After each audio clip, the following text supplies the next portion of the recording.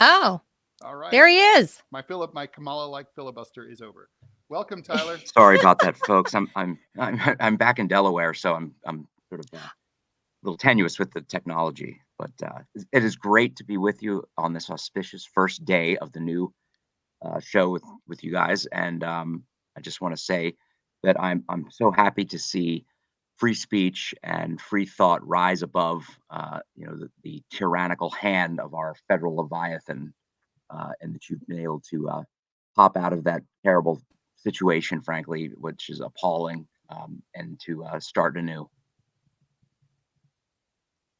Thank you, Tyler. Thanks, Tyler. Did we lose you?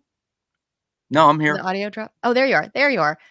Yeah, the Voice of America gave us a great little write up this morning. They before we even went on air, they didn't really attack, but they decided to, I guess, I don't know, blow the whistle on Ted and I launching a new show, which is hilarious because I don't know, they're trying to imply, I guess, maybe that we're funded somewhere, but we're not funded, which is why we desperately need people to subscribe. This is on our own dime. It's our own project. I don't know if they're trying to link us to like some nefarious Russian funding, but that's just not the case. Like, this is literally mine and Ted's own brainchild, and we're just going for it. And we have a lot of friends in media, like you included, that have a lot of great things to say. And Joe Biden's going to have to come pry the microphone out of my cold dead hands himself. Although Amen. I feel like I might beat him. I feel like at this, I don't think he can like pry my hands open. The sort of technology cuts both ways. I mean, certainly they can use it, and they have been using it for all sorts of nefarious surveillance and data collection, data mining, and what have you, and censorship too. However, in the hands of good people, it enables you and Ted to get together, and in the wake of the destruction of Sputnik Radio and RT, to just immediately get back on the air and begin with very little interruption, informing people and getting the truth out there. So I just don't think, I think in the hands of good people, this technology can be just as powerful, if not more so, to overcome the nefarious intentions of people under this administration, certainly, and that exists throughout the world. Thank you, Tyler. So the main reason we brought you on is more to talk about like politics and obviously this horse race, because we are, what are we, like 2.5 weeks out from the election? Hard to Math is believe. not my strong suit, Electoral, right? Electoral political bullshit, as a poster I saw in Harlem a couple of days called it. And we can say that now that we're Yes. unshackled by the FCC. That's right. That's right. That's right. Feel free to chime in on that. Oh, well, I gosh, it's been such a long road, and I think we've all dreaded, some people dreaded the outcome either way, but I think more people dread a Harris presidency than dread a return to the Trump presidency at this point. And I think we're going to start to see a massive break in the direction of Trump. That is going to be, as his campaign slogan, recent campaign slogan says, "Too big to rig." I think you're going to see that, and I think what you're seeing is the bleeding away of the sort of the more centrist, if there is such a thing, Democrat, the Democrats in this, the center of the Democrat Party, anyway. And all you're left with basically are the sort of hardcore partisans who either absolutely detest and cannot stand Donald Trump, or are just absolutely in the tank for the fascist Borg that party and its extended tentacles have become. So, Tyler, we've been hearing, particularly from Fox News, the last, I don't know, 70 days or whatever it is that she's been at the top of the ticket and campaigning as the unelected Democratic nominee, that she wasn't giving enough or any interviews really until as of late. Like the first one, she went on with Dana Bash from CNN, but she brought her emotional support animal, Tim Walz, with her. which was weird because like you're supposed to be this strong, independent woman, but yet you bring this dude with you. Like you're vying to become the first female president of the United States, and you bring some dude with you, right? And Tim Walz just sat there, and then so now she has that horrific interview with CBS like a week or so ago, and it was edited massively because she talks in circles and word salad, and Well, even with in their fairness, all 60 Minutes interviews are edited. You can tell. You can tell from the jump cuts. yes. Just saying. It's Yes, not. very This was jumpy. not particular to her. No, but my point is, as much as they did Well, they're edit they're the edited. interview, I was going to it say was they're still not edited. bad. They're not edited to alter the Yeah, actual this one was. responses. Yeah, this one was. Yeah, and that's the anomaly. I mean, of course, everything on Right. television like that is edited, but they change the actual substance of the interview to I feel make her like they look less shouldn't. I think for a political foolish. interview, it should be done in a straight cut or not at all. Absolutely, no question. I mean, who are they to edit what she said or how she responded to a question in order to make her look better or not look so bad? That's Yeah, but a real problem. even with the editing, she still came off like an idiot, Tyler. Like Yeah. let's Oh, be I honest. know. Like even with clever editing. Well, And this so is that's. why I'm really I glad think you brought that up. I mean, Tyler, I want to hear your thoughts about this, but I have a feeling I probably can guess, but I still want to hear them. So, like I mean, I believe in the scientific method, right? If there's no reason to believe, if there's no evidence to support the idea that something exists, like say the Easter Bunny, it's not reasonable to assume that it exists. Is it true that it could exist? Sure, but we shouldn't spend much time thinking about it. I feel that way about Kamala Harris's intelligence. We don't really have any evidence that she's smart. We don't have any track record of like, there's no one who ever worked with her as AG who's like, oh my God, we were really stumped. We were trying to crack down on this rogue corporation or this rogue or this serial killer. And then suddenly Kamala came up with this great idea and we were like, bam, and then we nailed the fucker. Like that never happened. We have no secondhand information about that at all. We have no one in the White House who's ever come out and said, in a cabinet meeting, we didn't know what to do about Malta. And then suddenly, Kamala, she knew, she had it done. We don't even, we have more reason to think that Biden is smart, which I don't believe, but we have more reason to think that because people lied and said, oh, behind the scenes, he's amazing. We don't even have that about her. We don't have anyone who says behind the scenes, she's amazing. No one's even willing to lie on her behalf. Right. Oh, and so, man. and there's no, so, I'm wondering, I think she's a bird brain. I really do. Well, first of all, what do you mean the Easter Bunny doesn't exist? Oh. Secondly, or they oh might. no, I don't want to. well, at least I can look forward. There. I can look forward to Santa Claus coming at least. Yes. That being said, listen, Biden is nothing.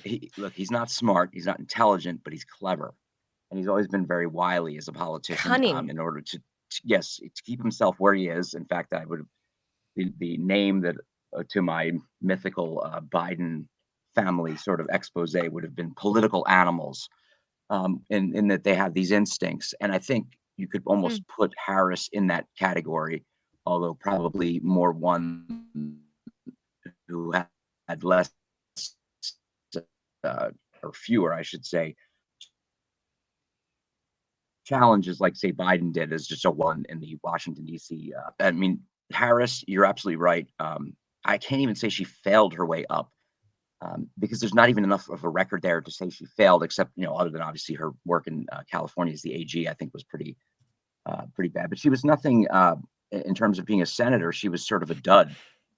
She stepped up in a few instances where they needed her, such as in the Kavanaugh hearings. And to be honest, I honestly thought much better of her from her sort of, and this is, I think, what Biden succeeded from, which is that when he did pop up, he was able to brief himself up and to sort of fake the funk.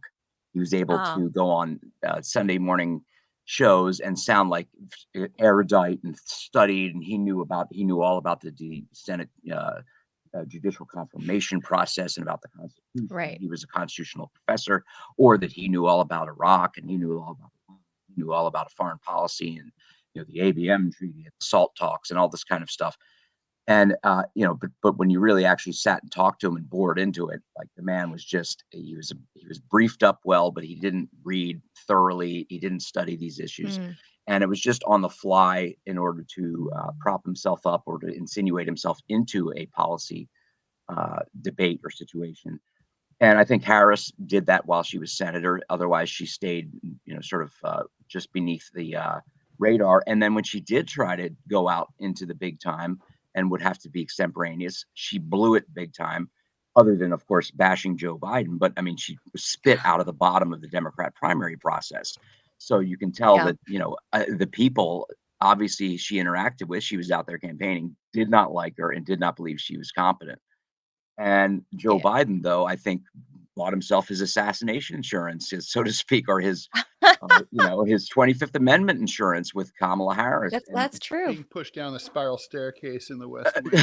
Oh, Great way to put it. And so I think that this is Biden's revenge because they couldn't move. I think they realized that he was tanking, but they didn't have enough time to engineer a right, coup where it was, say, Michelle right. Obama or whoever have you. So they were stuck with her, figuring, well, she'll play ball, and she can fake the funk enough to be. She's been vice president for 3.5 years at this point, but they calculated Well, wrong. She is the joy absolutely. is gone, Tyler. Oh my The God! joy Yeah, is gone. Like, all what 3 kind of seconds of it.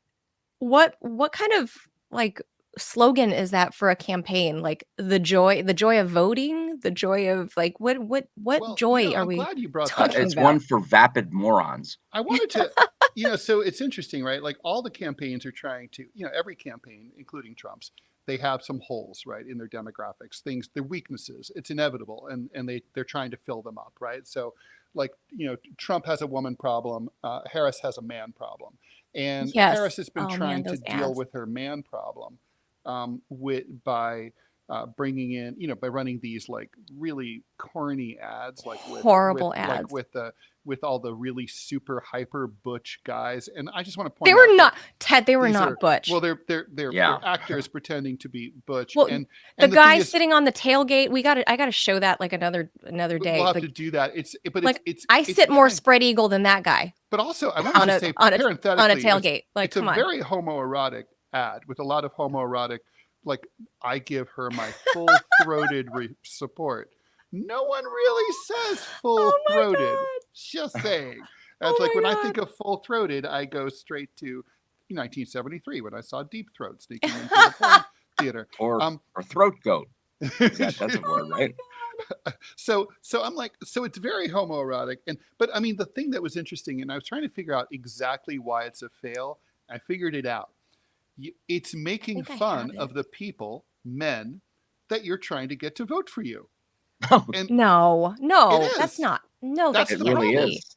It really that's what is. you You're making just fun? don't. It didn't make fun of them very well. Yeah, of course it makes fun of men. Like, oh, I'm man enough to not ask for directions. Well, I mean, those kind of jokes, right? It's not very. It's, by the way, I looked it up. It's poorly one of the executed. writers for this was a old Jimmy Kimmel writer. So it's like that kind no of kidding. dumb sort of SNL light kind of humor.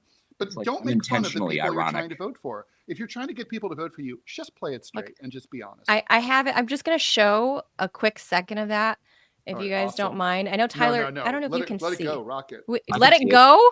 No, You can see it. Okay. Yeah, let's have it. Let's have it. Okay. I'm gonna put this up for you guys. Hold on. Release the hounds. Let's play. I'm a Or the man. Kraken. I'm a man. I'm a man, man. I'm man enough. I'm man enough to enjoy a barrel-proof bourbon. Neat. Man enough to cook my steak rare. Man enough to deadlift 500 Making and fun of braid guys. out of my daughter's hair. You think I'm afraid to rebuild a carburetor? I eat carburetors for breakfast. I ain't afraid of bears. Not the That's only what thing bear he hugs ate. are for.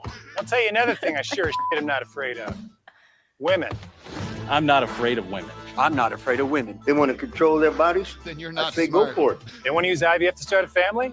I'm not afraid of families. They want to be childless cat ladies? Have all the cats you want. Woman wants to be president? Well, I hope she has the guts to look me right in the eye and accept my full-throated endorsement. Because I'm man enough to support women. Man enough to know what kind of donuts I like. Man enough to admit I'm lost, even when I refuse to ask for directions. Man enough to not ban young women from reading Little Women. Or one of those pants books that the sisters like. I'm man enough to raw dog a flight.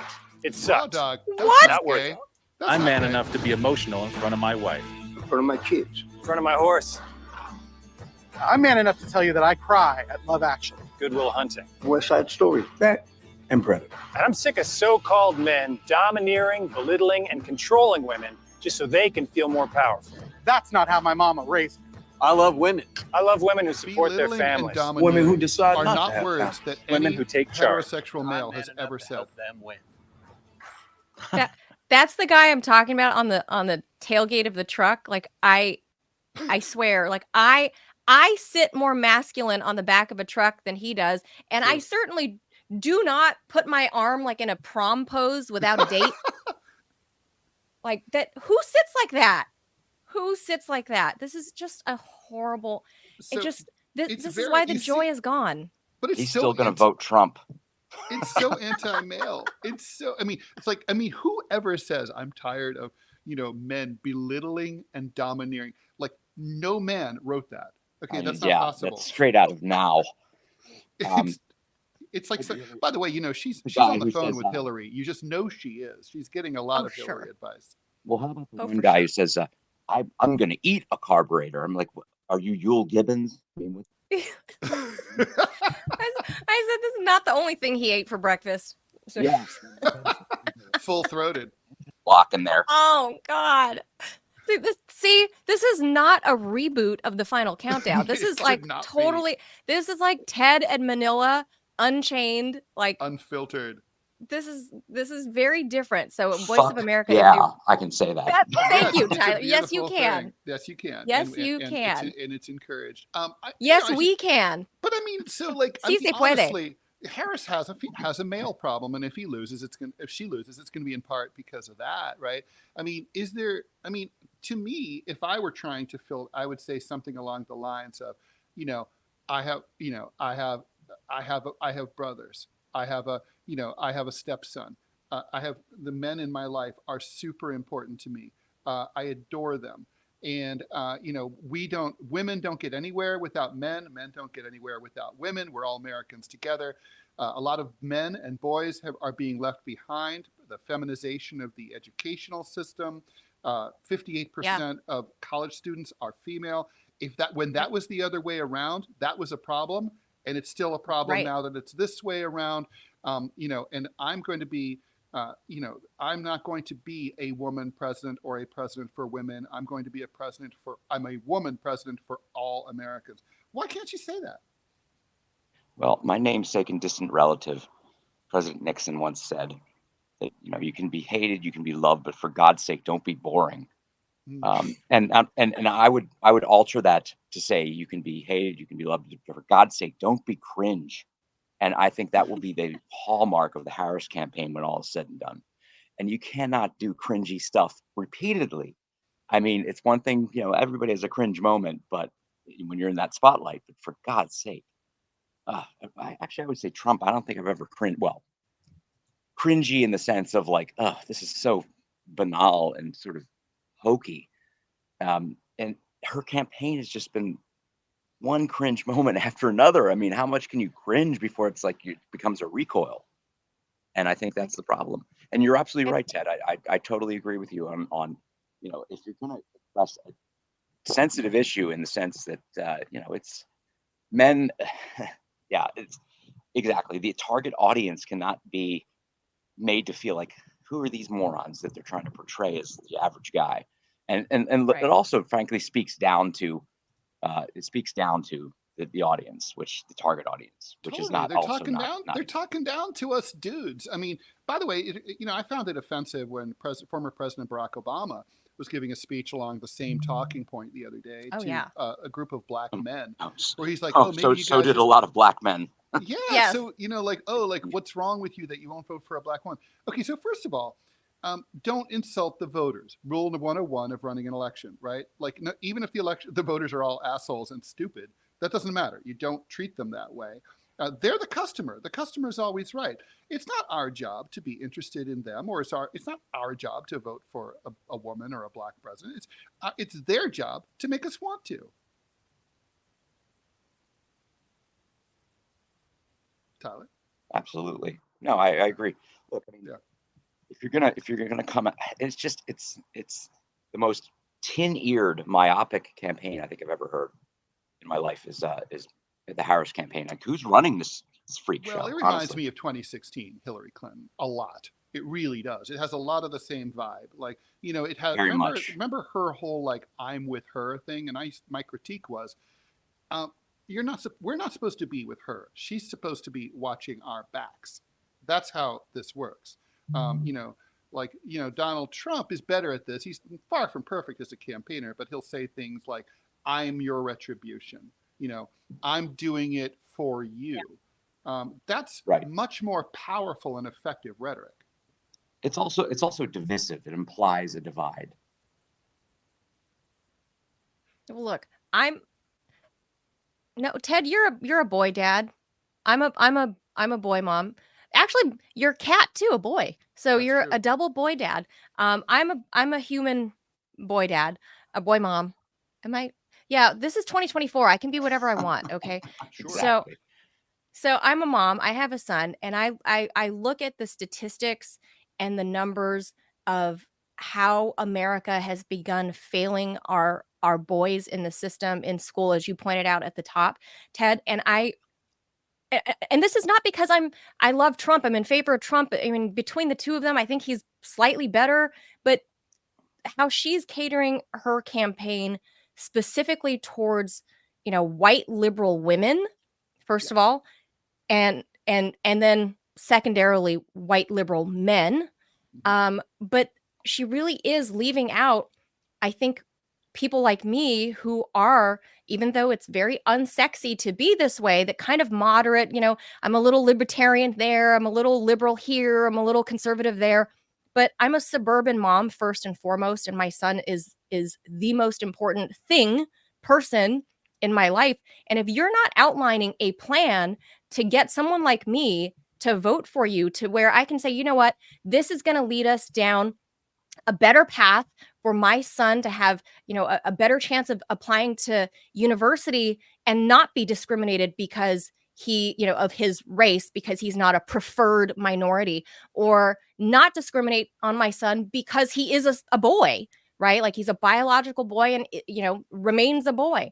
I want to know that the next president is plotting out a path for my son to have a better future. I'm halfway into the grave. I already know that. I'm middle age. It's the future. The future is my son. And I haven't heard her say anything to address, issues like the inequality at schools, or the suicide rate that is disproportionately, like wildly disproportionately high suicide rate with males versus females. Just none of that has ever been Opioid addressed. addiction is All that disproportionately stuff, male. all Yeah. the shitty things that can happen in life are disproportionately impacting males, biological males who identify as males, and she has not addressed any of those concerns. So like, she just isn't earning my vote. Yeah, well Look, said. I agree with you. Yeah, I mean, it's a serious. I mean, look, and the thing is, it's political malpractice. I mean, look, I thought it was really interesting when in her interview she said, I don't think, she was asked by Brett Baer on Fox News, do you think Trump voters are stupid? She said, I would never say that about American voters. So that's so interesting. Like, in other words, the implication is you would never say that in public, right? Presumably. You wouldn't make like that mistake, like the basket of deplorables, like your mentor Hillary, would say. But the point is, that's not the proper answer. The proper answer is American voters are not stupid, whether they are Democrats, Republicans, or anything else. That's the proper answer. Yeah, and that's the essential problem with the campaign, is that at the core it's very divisive.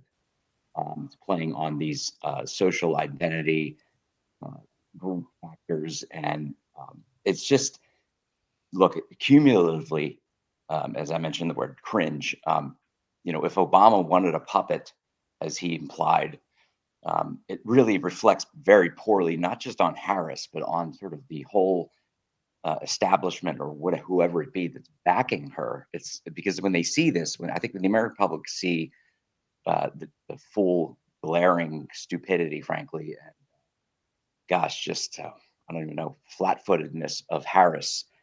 The fact that they see it, I mean, look, people aren't stupid, as just said. They know that there are people behind her who see the same thing and cannot think, oh well, this is a sullen, this is an amazing woman who's just having repeated moments of cringeworthy lapses in uh, intellectual capacity. I mean, just the ability to even think on your feet or speak on your feet. Well, So it implies to the American people see it as like, how dare you try to foist this fool on us and think that we should have to accept it and believe your yeah. lies about her. Not all women are going to vote like me. I'm not voting for her because we share the same anatomy. That's not enough. Sorry. But we do have clips of that horrible interview she did with Brett Baer last night. So let's talk about it. Well, let me just say Yeah, go real ahead. quick that I think that, look, it comes down to how strong is the anti-Trump vote or of people who are on the margins of the anti-Trump vote or sort of in that middle, who thought that Joe Biden was an acceptable alternative, say in 2020. That he's competent, he's been around, we know him, he's a known factor. Even with I don't think enough got out about his growing dementia at the time. It was obvious, but I think there had been enough momentum, enough rigging, enough other factors involved. But with this, it's going to come Fear down of a Bernie purely nation. to how many people hate Trump enough to throw the country down the tubes with Kamala Harris, because she's forget just Bernie so Nation. deficient. Forget Bernie Nation, because Bernie Nation is voting Kamala Harris the same and supporting her the same as Dick Biden. Cheney. They voted for No, Biden. no, Only that party 0.2% vote of the public voted for Look, Howie Hawkins of the Green I'm going to Party be in 2020. consistent. I'm consistent with my values, and I greatly opposed Dick Cheney and the whole Iraq War and all of that. He orchestrated all of that. Paul Wolfowitz, all of them. They are now over there supporting Kamala Harris. That is enough and it's like, for me to say no. yeah, and the fact that nobody's smart enough to say stop helping to Dick Cheney and his people. Yeah. I mean, it's just, honestly, like I that shows you how out of touch they are. It's like, Yeah, what they're bubble? they're They actually, I proud. think it's like Obama once said about himself, I actually believe my own bullshit. Really? Well, let's hear some more from our illustrious vice president with Brett Baer last night. Immigration, you supported allowing immigrants in the country illegally to apply for driver's license, to qualify for free tuition at universities, to be enrolled in free health care. Do you still support those things? Listen, that was 5 years ago, and I'm very clear that I will follow the law. I have made that statement over and over again, and as Vice President of the United States, that's exactly what I've done, not to mention before. If that's the case, you chose a running mate, Tim Walz, governor of Minnesota, who signed those very things into state law. So do you support that? We are very clear, and I am very clear, as is Tim Walz, that we must support and enforce federal law, and that is exactly what we will do. So decriminalizing border crossings, like you said in 2019. I do not believe in decriminalizing border crossings, and I've not done that as vice president. I will not. Immigration. So Jeez. You heard there, her first answer to Brett Baer was, that was so 5 years ago, Brett. Listen, Trump. Yeah. Okay. Forget your lying eyes there, Brent. Yeah, it's so bad because she's look, people expect you to expound on your answers, not just simply give a terse 2-sentence response.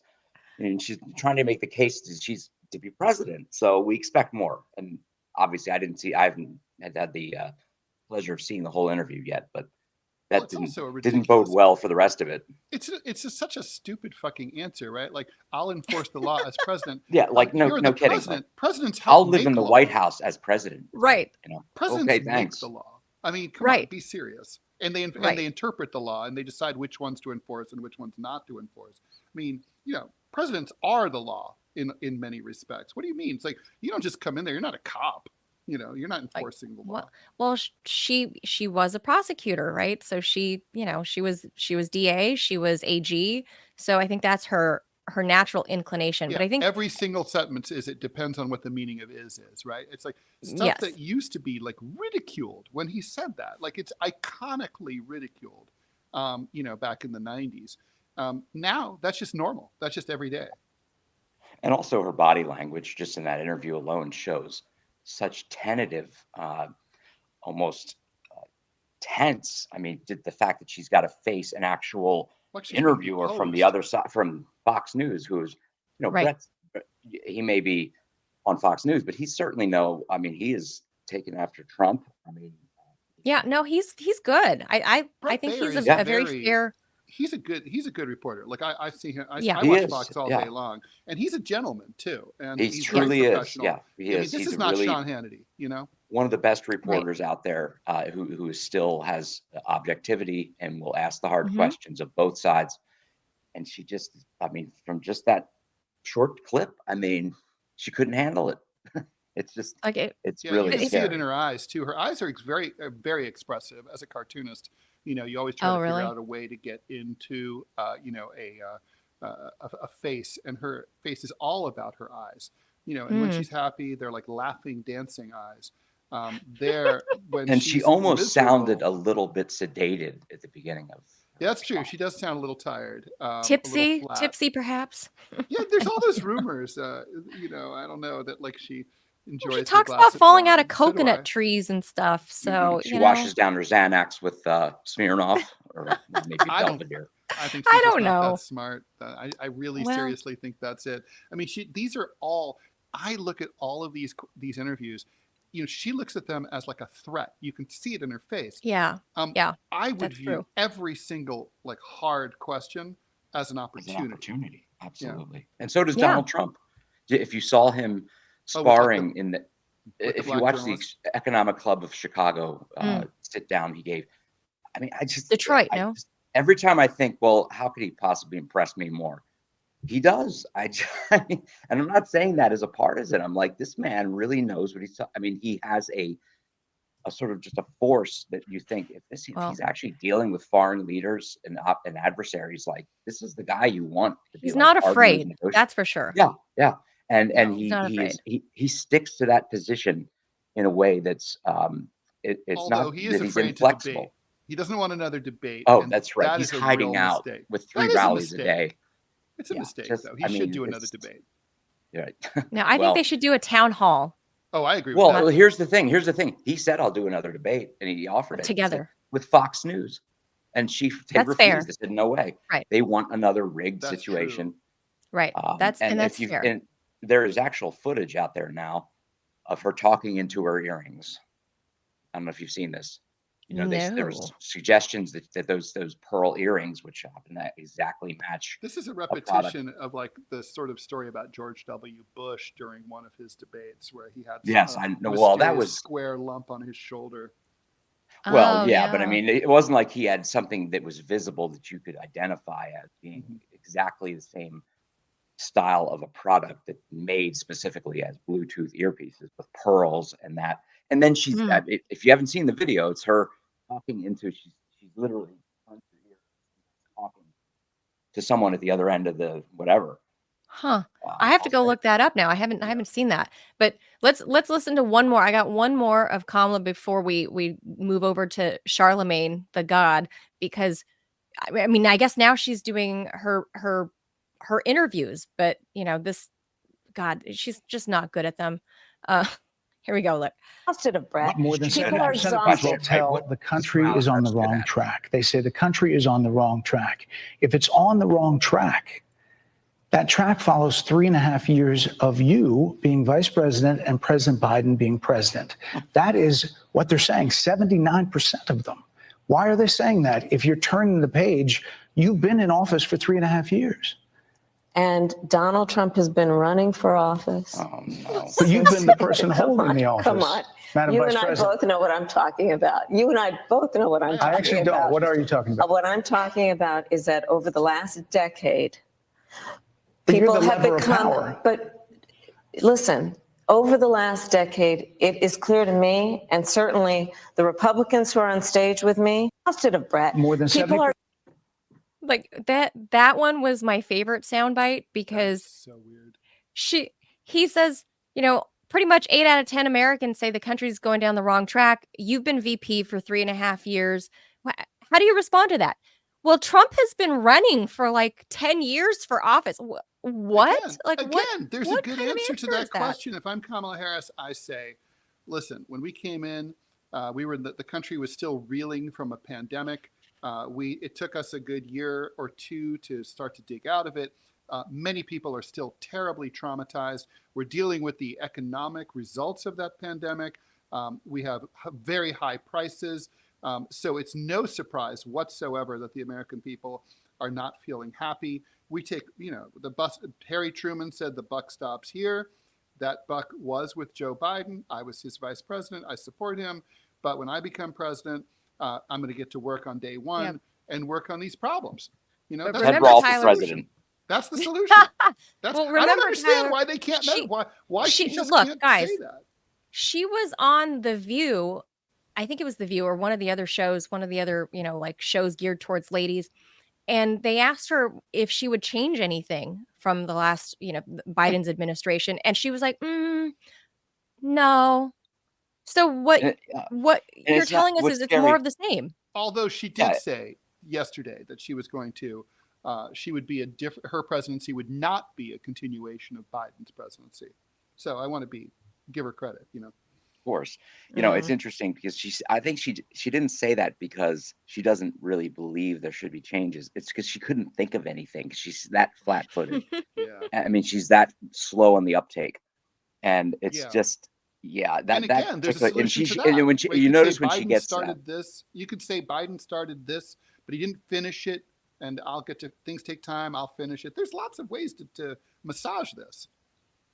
Another thing she does is she sort of slows down and she's like, listen, blah, blah, blah, blah, blah. And she gets that sort of almost a haughty tone to her in response to him, where she's trying, you and I both know it, and it doesn't play well. It comes across as flip almost, and that's not what if you have nothing else, I mean, you can do that on occasion, I guess, but I mean, when it's a full answer, no, it doesn't work. Yeah, it just looks bad. And this is all, guys, it's all been in the last like 70, 75 days since she became the unelected nominee. But then of course she goes on shows like I don't, what is it? The Breakfast Club, the one that's hosted by Charlemagne the God. Yes, And yeah, I this think somebody so. put together a quick little montage here of I those love it. sound bites from the other day. Yeah, it's and Charlemagne is just like this isn't even softball, right? This is like teaching my son to play baseball by going through T-ball. Like he's teeing everything up for her, and the answers are still very weak. My pledge is as president, I will work on decriminalizing it because I know exactly how those laws have been used to disproportionately impact because she's done it.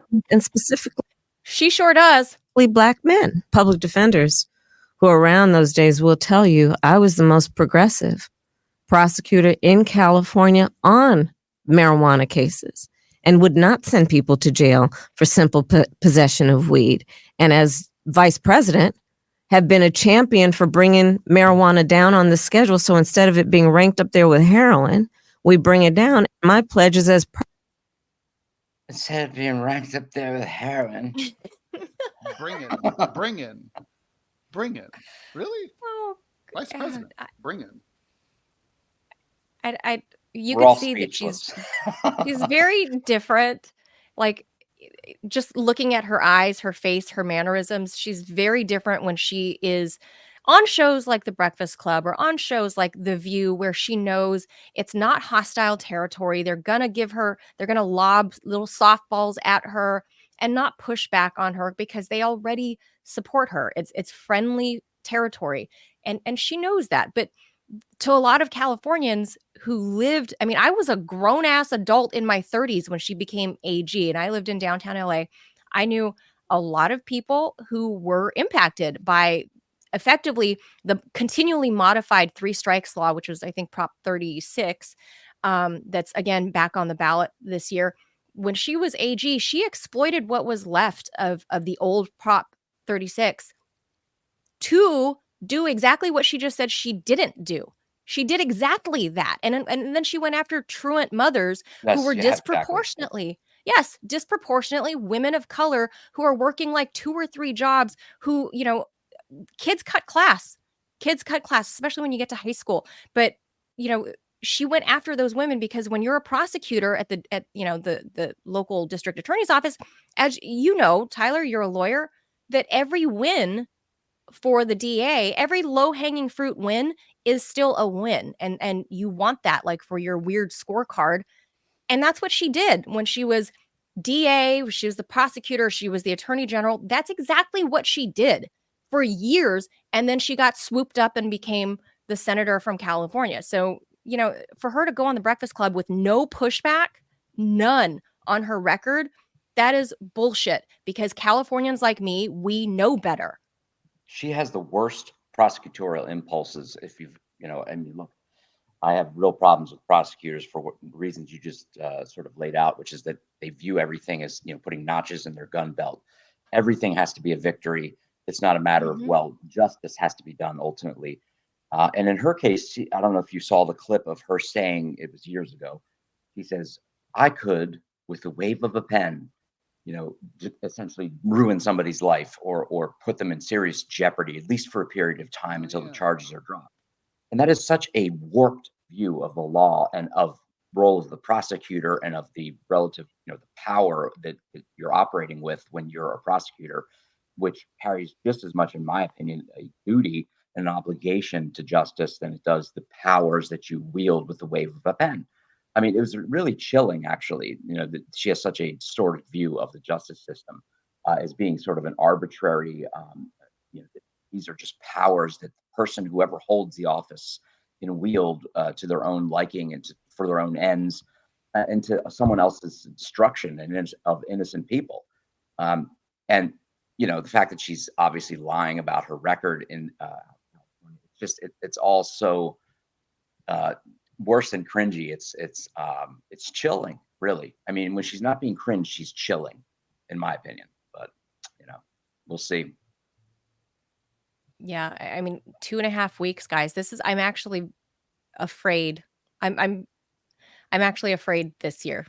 Well, I we'll know see that's a what weird word happens. to say, but Well, okay, very quickly, because we have to wrap, but why are you afraid of? because if she Of her wins, being president. Oof. yes, if she wins and she's literally as dumb as we think she is, like that, how are you going to go toe to toe with a Xi Jinping or a Vladimir Putin?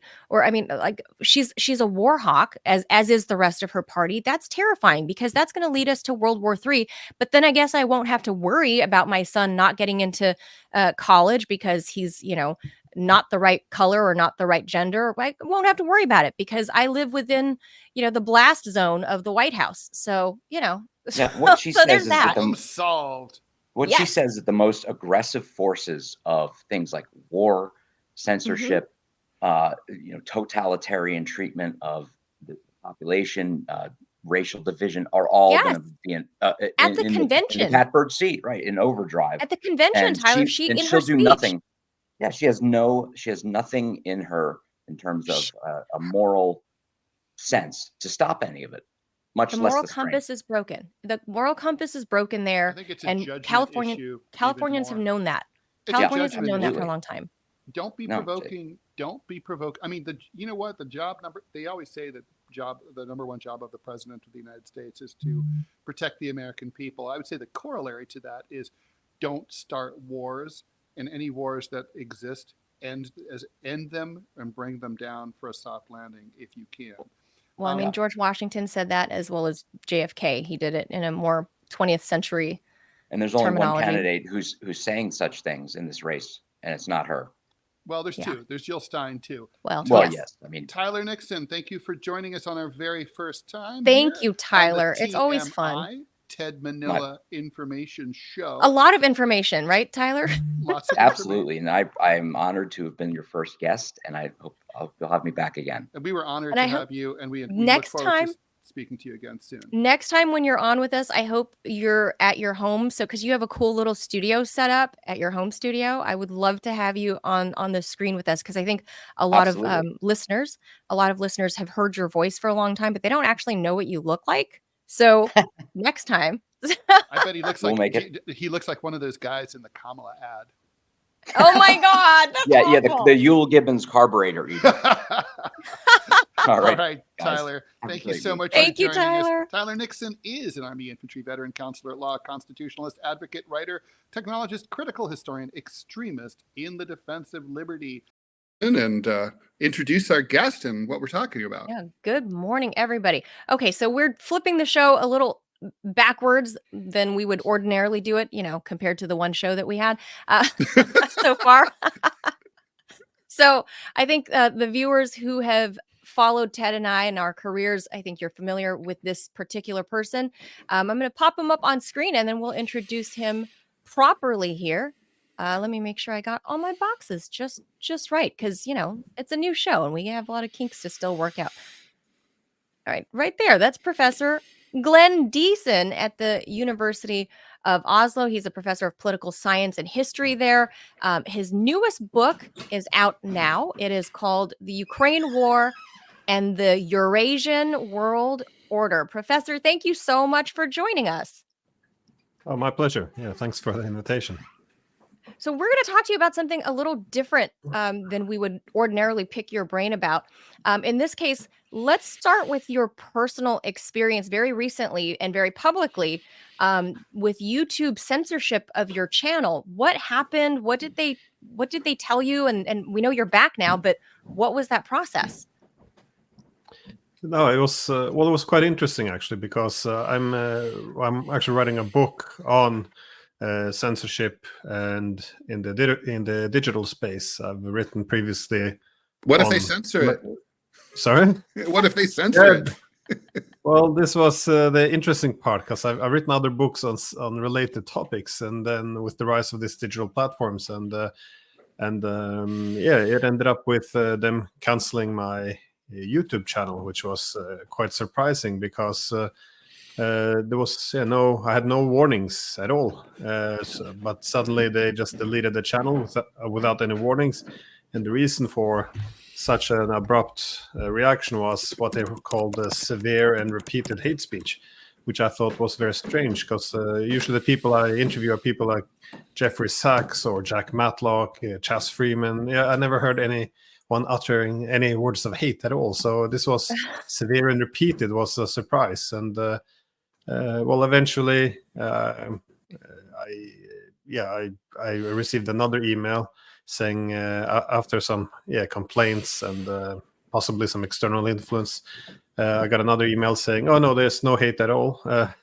So we restored it, with a few thousand followers missing, but otherwise, it's very strange, and you're never in contact with another human being. It's all automated emails, so it's very I get the impression that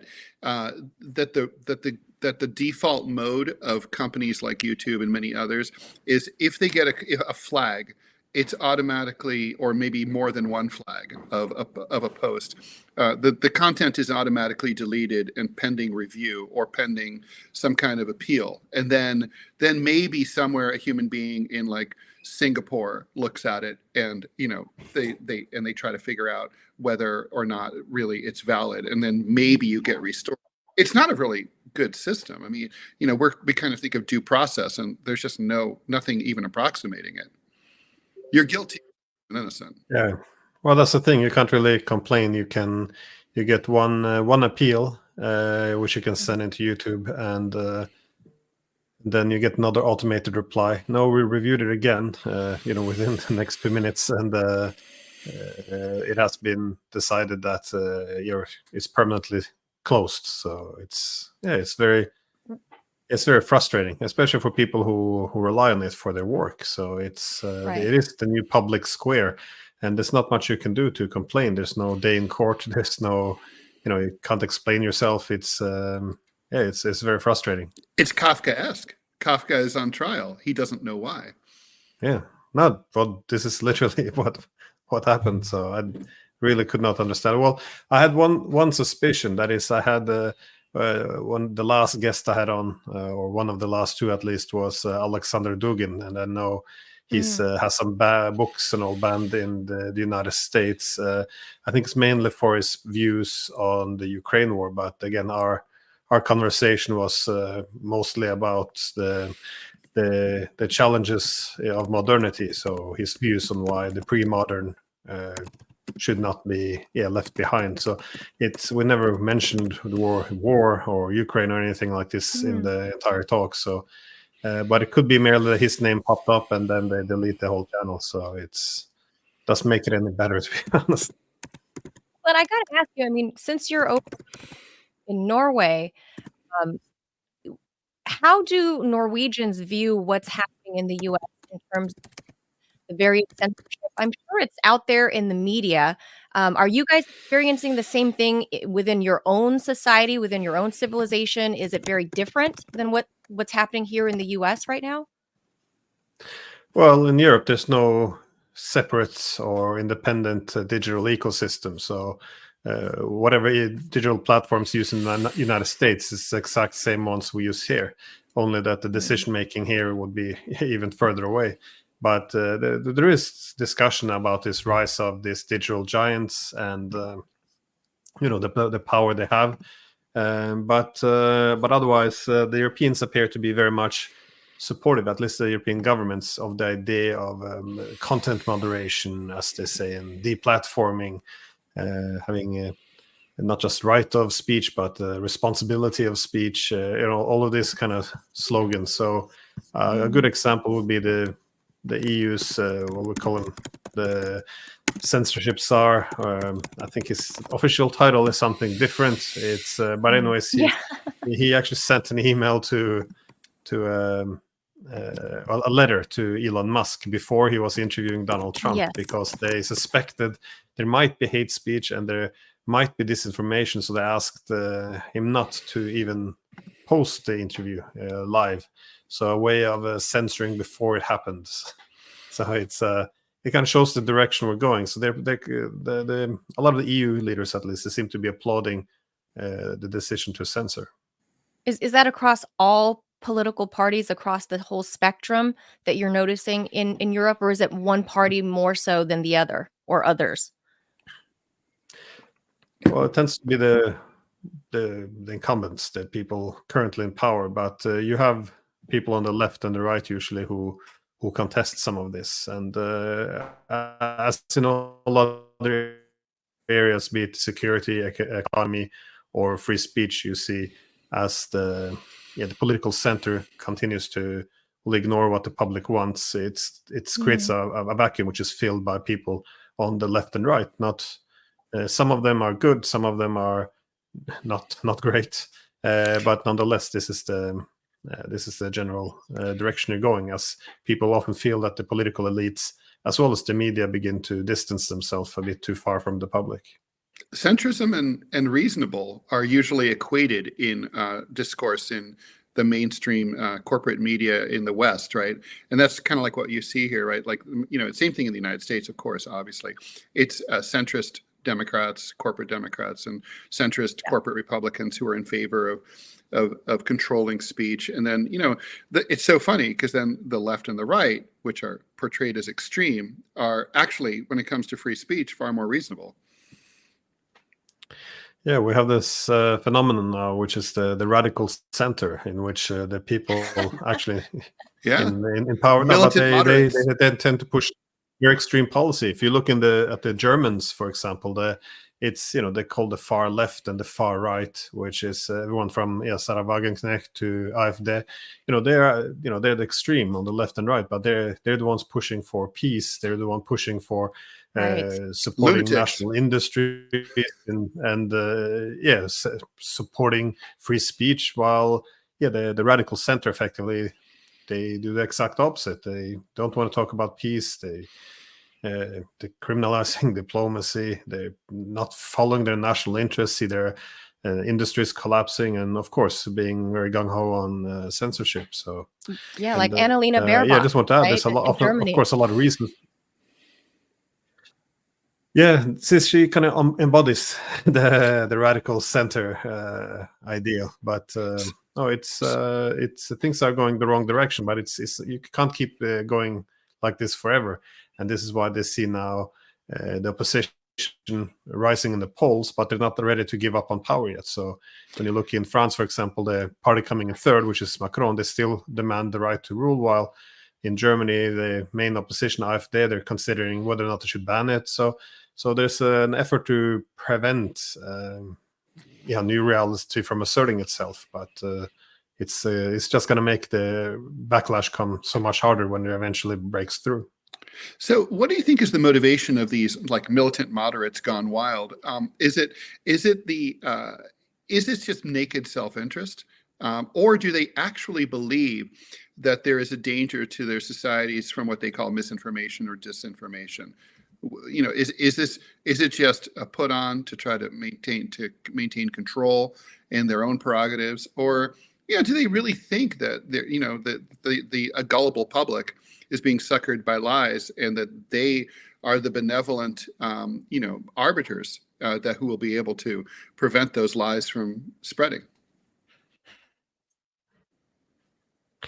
I think it's both. I think some of it's genuine concern about the new digital technologies, the different platforms, that the gatekeepers are effectively gone who can filter between what is true and what is false. So some of this can be seen as being legitimate, but of course what they're asking for is complete empowerment of governments, as well as who've been caught lying throughout the few years now. So if you really want, I'm not saying that's not a problem with fake news and disinformation, but usually the way it works is you have bad ideas being countered by good ideas. Instead, we now see governments want to set up their own fact checkers, which are ideologues. Governments wants to decide what is real. Sometimes governments sign up in partnerships. For example, Facebook sets up partnership with a lot of the mainstream media, which effectively then giving the power to censor their opposition. They're now their rivals in the alternative media. So why should New York Times and Washington Post have the authority to effectively blacklist digital platforms by giving these blacklists to Google so they can trim their algorithms? So there's a lot of problems. And also, if you see the governments now demanding the right to determine what is true, what is real, like a Ministry of Truth, it's very problematic. If you see over the past few years how much this has been abused for political reasons. I mean, even Mark Zuckerberg has admitted that the Biden administration pressured him Facebook, that is, to censor real news, the satire, humor, and also the Hunter Biden laptop story, which was election interference. There's no other word for it. They saw this being a bad back in 2020. And he still does, I might add, right? I mean, Right. Facebook still throttles political speech. Just about a week or two ago, Zuckerberg was quoted in the New York Times saying that he doesn't think users are interested in political speech. I'm like, well, I find that very difficult to believe, particularly during an election year.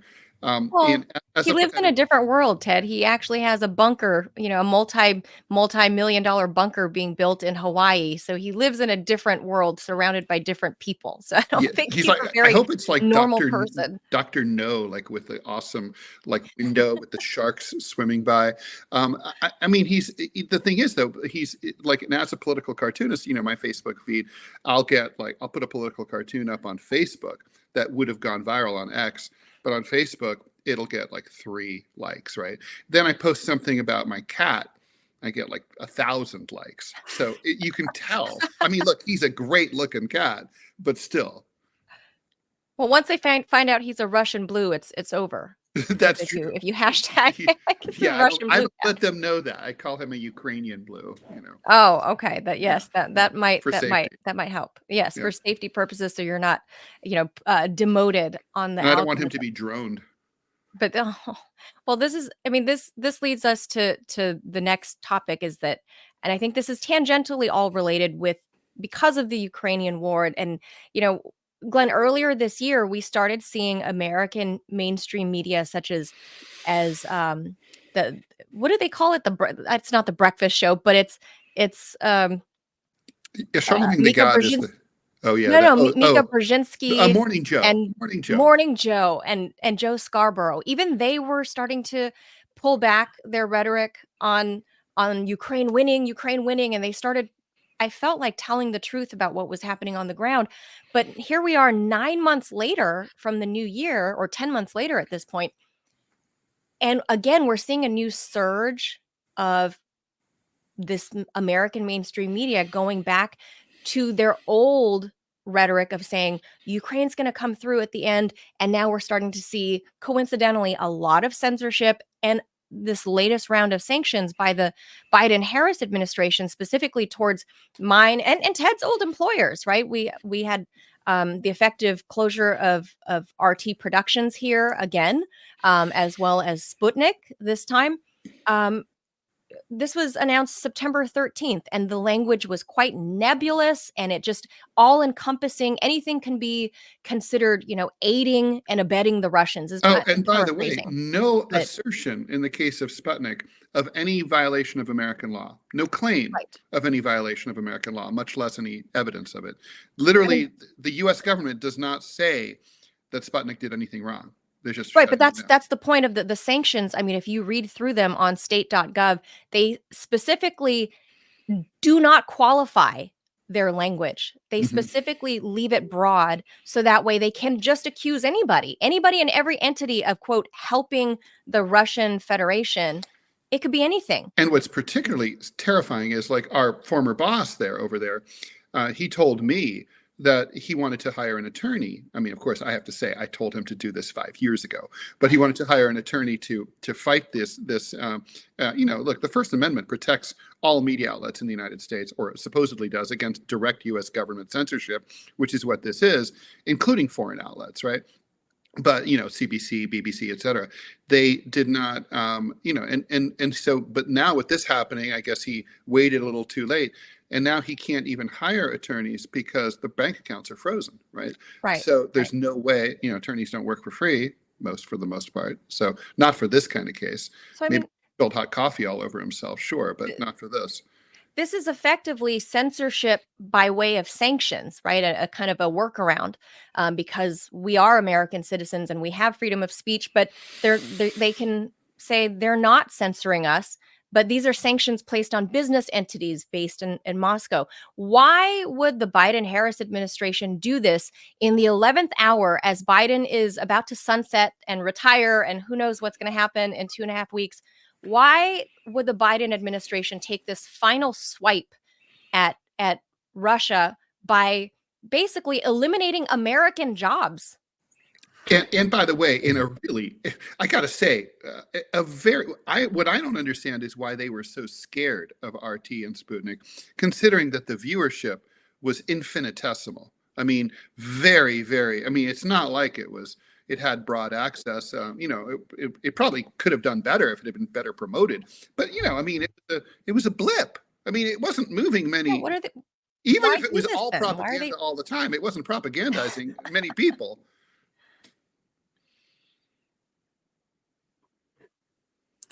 No, well, I'm a bit surprised by how quickly everything was normalized as well. Only a few years ago, people thought in the U.S. freedom of speech was it was guaranteed, but it is the government can't censor, but corporations can, and so I think they can go around it by, as Zuckerberg, as I said before, admitted that the government tells them to censor, and they pressure to censor, and then the government pretends as if they're still following the law. So. Yeah, so it is strange but how this was normalized, because it began so quietly. I always go back to the Alex Jones example, how it's very recent. It was 2018 when we began with this, deplatforming, as if it's removing dangerous speech, and look how normal it is now. People disappearing off the internet left and right, and it's just the way it is. No, it's I think a key reason behind this is. That in the past it was easier to defend freedom of speech, because in the past international media was dominated by US and British media. So I think especially from the late 2000s, when you had the Al Jazeera's, RTs, all this coming up, there was more pressure to reassert control over the media, because if you follow the media these days, there's very few facts you get. Instead they have narratives. It's all these big narratives, and when you don't follow the narrative, the consequences are are quite radical, and I see it in this country too. If I, as an academic, make let's say I point out that NATO escalations in Ukraine, then the Russians are doing horizontal escalation, so sending weapons to Iran or making a weapons deal with North Korea. Then they say, well, why are you legitimizing it by presenting it as a reaction? You're rationalizing it. You are, why are you taking the side of authoritarian governments against democracy? So you can't even make a statement about an objective reality. This is how the Russians see it, that we're escalating, and this is how they're responding. But you're not allowed to do it because it counters the main narrative, which is, we're there just to help, and we're not involved in this. And if they're helping the Iranians, it's because authoritarians are coming together to fight freedom. It becomes ridiculous after a while, and everything is about the fear of legitimizing the opponent, which means you can't actually discuss their main security concerns. Yeah, and Glenn, as we said, this is why would they even bother? I mean, Biden is obviously no longer the nominee. We're 2.5 weeks out. I Manila, honestly I think know. I have a theory, right? So after 9/11, Dick Cheney and buttonholed George W. Bush in the immediately, like within 24 hours of the attacks, and said we have to attack it right away. But they didn't, right? They attacked Afghanistan first, and then they went into Iraq about 1.5 years later. And at the time, I was obsessed with that. I went to Afghanistan, and my theory there was Afghanistan was a dry run. It was a country that they knew, the neocons knew that they could easily, dominate and take over, although obviously they lost in the long run. But they knew they could invade it easily. The country didn't have an air force. It was not going to be able to resist. It was basically had 14th century technology. I think this is like that. If you're going to start a regime of censorship of media organizations, you're going to start with a small one. TikTok is huge, and notice all the pushback to the congressional attempt to ban TikTok in the United States or force a sale to a U.S. entity, right? But TikTokers, there's millions of them. Many of them earn billions. TikTok, yeah, and a lot of people make money off of it, and they're really angry, they're pissed off. So that's creating pressure that the people who watch and enjoy, and the few of us who made a living off of RT and Sputnik can't do. We can't summon that degree of outrage. Russia's an easy target. It's sort of like how in the 1970s they started out by censoring porn, right? I mean, porn. You go with the soft target, the one that nobody cares about, the one that the mainstream media will say, well, they're not real journalists. You start with them, and then it's first. It's the Martin Niemöller quote. First, they came for the Russians, and I didn't say anything because I didn't care about the Russians, and I supported Ukraine. Next, they came for. That's my theory. I think it was easy. What do you think, Glenn? I think you're correct, and I think this is how censorship also works. You don't suddenly one day break one of the most sacred traditions. It has to go through. They began not even with Russia, but with Iran. The U.S. government began to seize some of the online domains of Iranian media, removing it. No one's going to support the Iranians, so then they go after the Russian media, even banning it as they've done now. And then they, of course, begin to force TikTok to be sold or banned. Then they're pressuring censorship on Al Jazeera and move along to Africa Stream censoring. So it's this gradual, and they also do this domestically against their own public. That is, you begin with someone like Alex Jones, because he was really the main one to be deplatformed. And a lot of people didn't like him. I mean, he had some very rude opinions. I always point to Sandy Hook as being the best one. Yes. So he's seen as a fringe character. Everyone sees him as controversial, and then so nobody wants to stand up for him because of how he uses free speech. So you pick him off. People think, yeah, of course, we see how he's the extreme on the outside. So everyone thinks this is the exception. This is where we draw the line, and they don't see that this is the precedent. Because if we can knock him out, then why not this guy as well? And then suddenly you expand it more and more to the point now where the government's effectively doing it very much in the open. And it's, so I think the incrementalism is definitely the way censorship goes.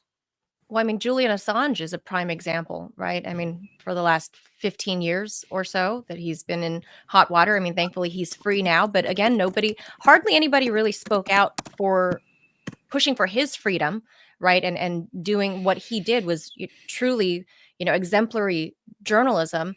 And he was demonized. And I would say that was the canary in the coal mine. And it has been exploited with every US president since then, with Barack Obama, and then Mike Pompeo under Donald Trump, who actually plotted to kidnap him from the Ecuadorian embassy to murder him for the crime of journalism. And then, of course, Joe Biden has been an absolute horror to free speech and alternative media. And my fear, because I really don't know which way this election is going to go in 2.5 weeks, but I fear that if Kamala Harris does win, that she will be abhorrent on freedom of speech and freedom of the press, and will further continue what Joe Biden has already begun. Any final thoughts? I agree with you, but not that Donald Trump will be very different, right? Glenn, no, that's what I'm saying. I mean, Donald Trump literally said that he wants to use the military and the National Guard against the enemies within. That's broadly, vaguely defined. Obviously, Donald Trump just says a lot of things to see what sticks to the wall. But he obviously, it's not. Democrats aren't wrong when they point out that Trump has some authoritarian tendencies. Yeah, but I think before the two of you asked why I think Biden would do this on his way out, but I really don't think that he's in full control of the process of the government, and I think Kamala Harris would be to a large extent a front figure. What's interesting with Trump is seems a few people control him, but that doesn't mean he's going to have better policies. It just means that he's more difficult to control. But this is why I was fascinated about how the media worked with Biden as well. Look what they did to him. He was stating he would not step down. He would stay in the race. A few hours later, he's tweeting his resignation, with his staff didn't know. Kamala Harris, no one cared about her for 4 years. She was an embarrassment, and suddenly overnight she becomes a rock star. And it's just it's all fake in my view. This is. And Biden, of course, has disappeared. Who sees him anymore? He's barely on the TV. People not talking him up anymore now. Yeah, so it's all great media management. But this is the problem, because whenever they want to censor someone, they use these terms like propaganda or hate. But no one defines these concepts to decide when you have breached that line, and also which you need also for consistency. So by, for example, calling all Russian media propaganda, this is propaganda means nothing now. It means contesting the argument of the dissenting of the political elites. So this is what whenever I'm accused of Russian propaganda as well, it's usually if I say even something benign, like the Russians consider NATO to be their main threat to their security. Every political party in Russia recognizes this, sees it. It's been recognized by many Western leaders, but nonetheless, if you say it, they say, well, that's what the Russians are saying. Now you're repeating Putin's lines. We're not saying it, so now you're spreading propaganda. This is a very weird definition of propaganda. So strange. NATO was created conform to government statements. NATO was created to oppose the Soviet Union. That was its purpose. Listen to NATO. Yeah, final thoughts, Glenn, and we're letting you go. I'm putting your book on the screen there so people can see your newest book. I know you're working on one more. Final thoughts on all of this as we barrel into the U.S. 2024 elections very soon. Any final thoughts or predictions from Norway? No, not many. I think it could go either way. I think I think a lot of people don't want to. In the United States, they see that things are going the wrong way. I think every polling shows this well. The country's going in the wrong direction, and I think it's very hard to convince people that Kamala Harris will be very different from Biden, but I still think people are quite cautious about what could come from Trump. But I think it's just going to be. I would probably put my money on Trump because Really? the biggest warning against him in 2020 was he was going to start, a nuclear war with Iran or take the world to war. But now we're seeing it's the Biden-Harris administration that's taking us to the brink of nuclear war with the Russians. Probably we might have a war now with the Iranians over the next few weeks. It's just. I think people just willing to gamble on anything else, not necessarily having the greatest trust in Donald Trump. Yeah, it's always the argument of which one is the least worse for us to choose from, and here we are again, and it seems to never ever change in the U.S. I don't know how to explain that for our population, but Professor, I know you got to go. I appreciate your time, Professor Glenn Deason. Thank you so much. He's a professor of political science and history at the University of Oslo in Norway. His newest book, right there on the screen, is out now. It is called The Ukraine War and the Eurasian World Order. Thank you so much, Glenn. Buy the book. My pleasure. Right. Thank you. Thank you. Bye-bye. All right, let's move over. Let's bring in our old friend to the show. His first appearance. I'm sure it's not going to be the last. Our buddy Mark Sloboda is joining us for the first time on the TMI show. Good morning or evening to you, Mark. Hey, Mark. Ted, Manila, thanks for having me. It's an honor and a pleasure to be on the TMI show. It's so nice to meet you. First time. First time. Have we met before? I don't know. You look familiar. We should. I might sound familiar. I don't know if I look familiar. That's right. Well, I know what you look like. Yes. So for those who don't know, Mark Sloboda is an international relations and security analyst. He's a former U.S. Naval nuclear engineer, and he hosts The Real Politic with Mark Sloboda, which I think you can find back, right, on YouTube, Substack, Telegram, all that. Is that still the case? It is back. I will not be posting on YouTube any further due to the censorship regime, but it is. You can at least catch the back episodes there. I will be posting other things on other platforms in the future. Okay, so you're working on that. So then you got to tell us where to find it and all that stuff so we can tell everybody how to reach you and support you on those new platforms. Because, Ted and I are in the same boat, obviously trying to figure out all the different platforms where we can go, where we won't be censored. So good luck with that. Yeah, I know. Ted, you want to start us off? I'm going to get this video, look for some video. Sure, absolutely. So, Mark, in our previous iteration and my post-Manila iterations, has always been our go-to person to talk about the Russo-Ukrainian conflict and some other stuff. So we thought we would check in the wake of the statement by the G7 that Ukraine is now on an irrevocable course towards NATO membership. And we kind of talked about this in the headlines. I'm sure you didn't hear this, Mark, but we were kind of like making fun of the idea that anything is irrevocable or irreversible I'm sure that like if an asteroid hits the Earth, that Ukraine might have trouble joining NATO. No, they'll join posthumously. Yes, if whatever's left of Ukraine, the ashes could join it. But I wanted to just generally check on the status of the war, and I really wanted to get your thoughts about the G7 statement that Ukraine is definitely going to be a member of NATO at some point in the future. We don't know when or what those circumstances would look like, and also about the news that NATO is complaining. I love this, that North Korean troops are fighting for Russia in Ukraine, and that the North Koreans, are destabilizing the situation between Russia and Ukraine. Mark, I'm sure you have thoughts. Yeah, well, hell, if the G7 says something, well, then it must be so, because we all know that the G7 is the most important multilateral institution in the world today. Obviously. Not so much. So yeah, I mean, this has been the refrain really since 2008.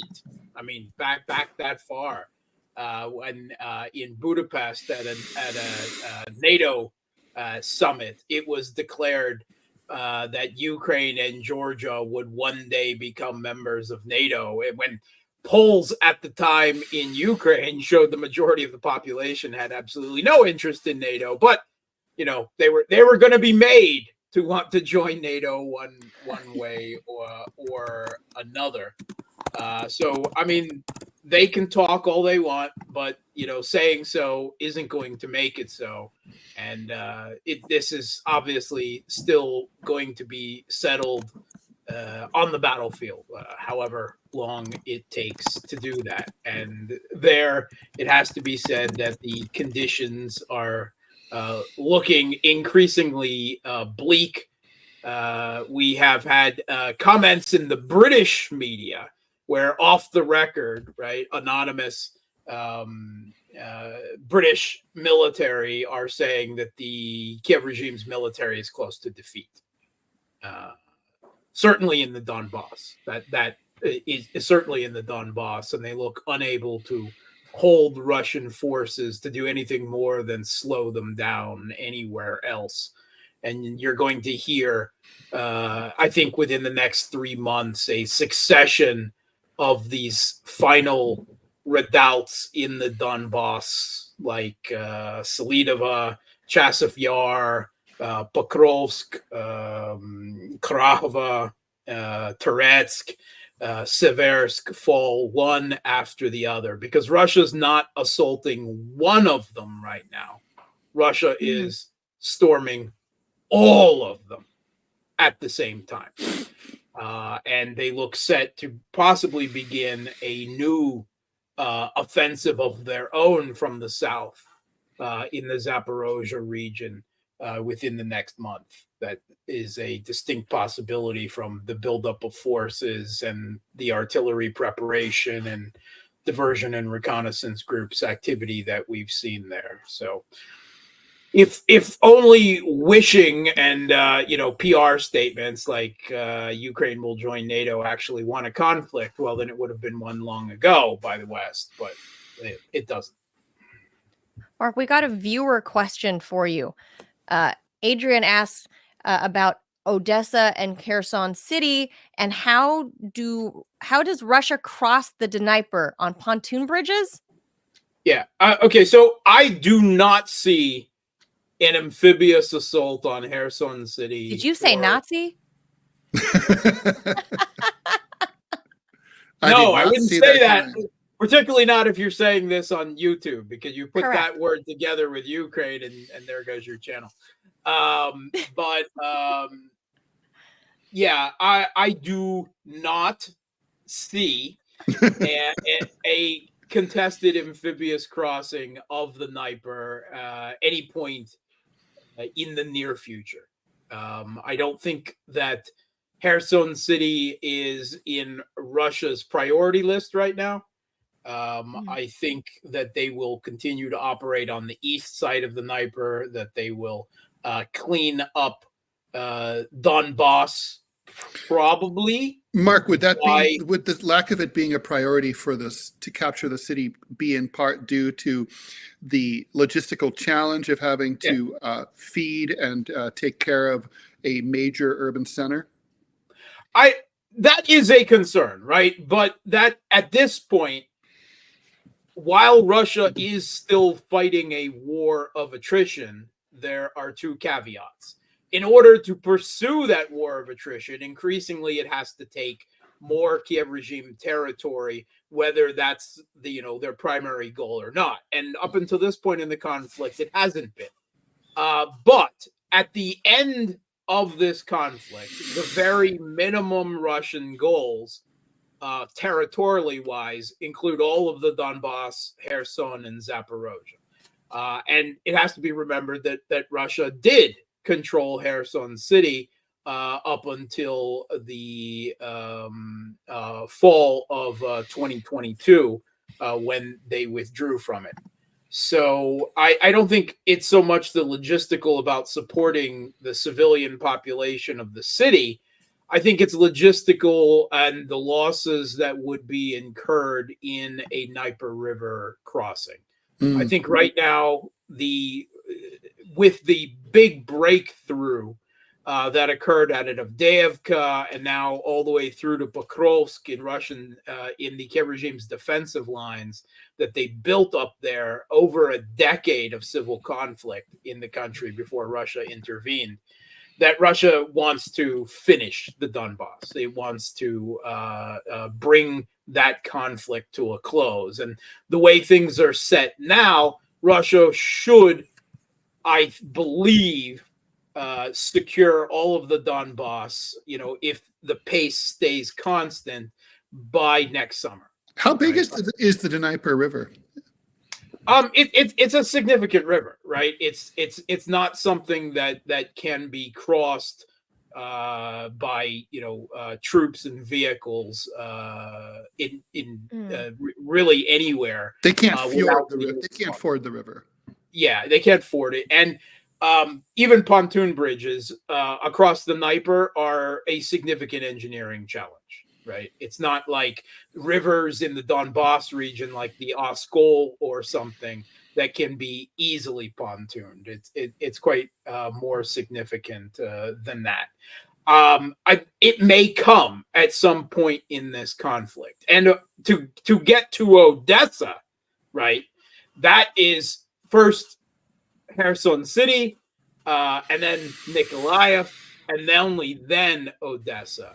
So that's a much more significant challenge. And I think it would be far more likely that if Russia was to militarily move on Odessa, something they probably really don't want to do, if they have goals towards Odessa, they would probably prefer to achieve those politically rather than militarily have to take and damage a city that size, particularly a historically Russian city like Odessa, the historical significance of it.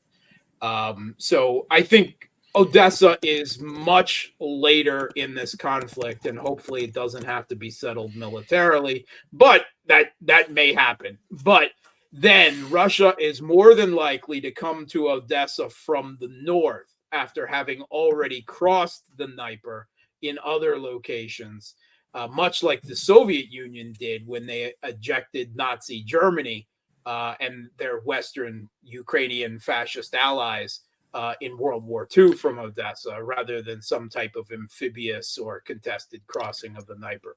Mark, let's talk about these North Korean troops. Is that a real thing? Is that actually happening or not?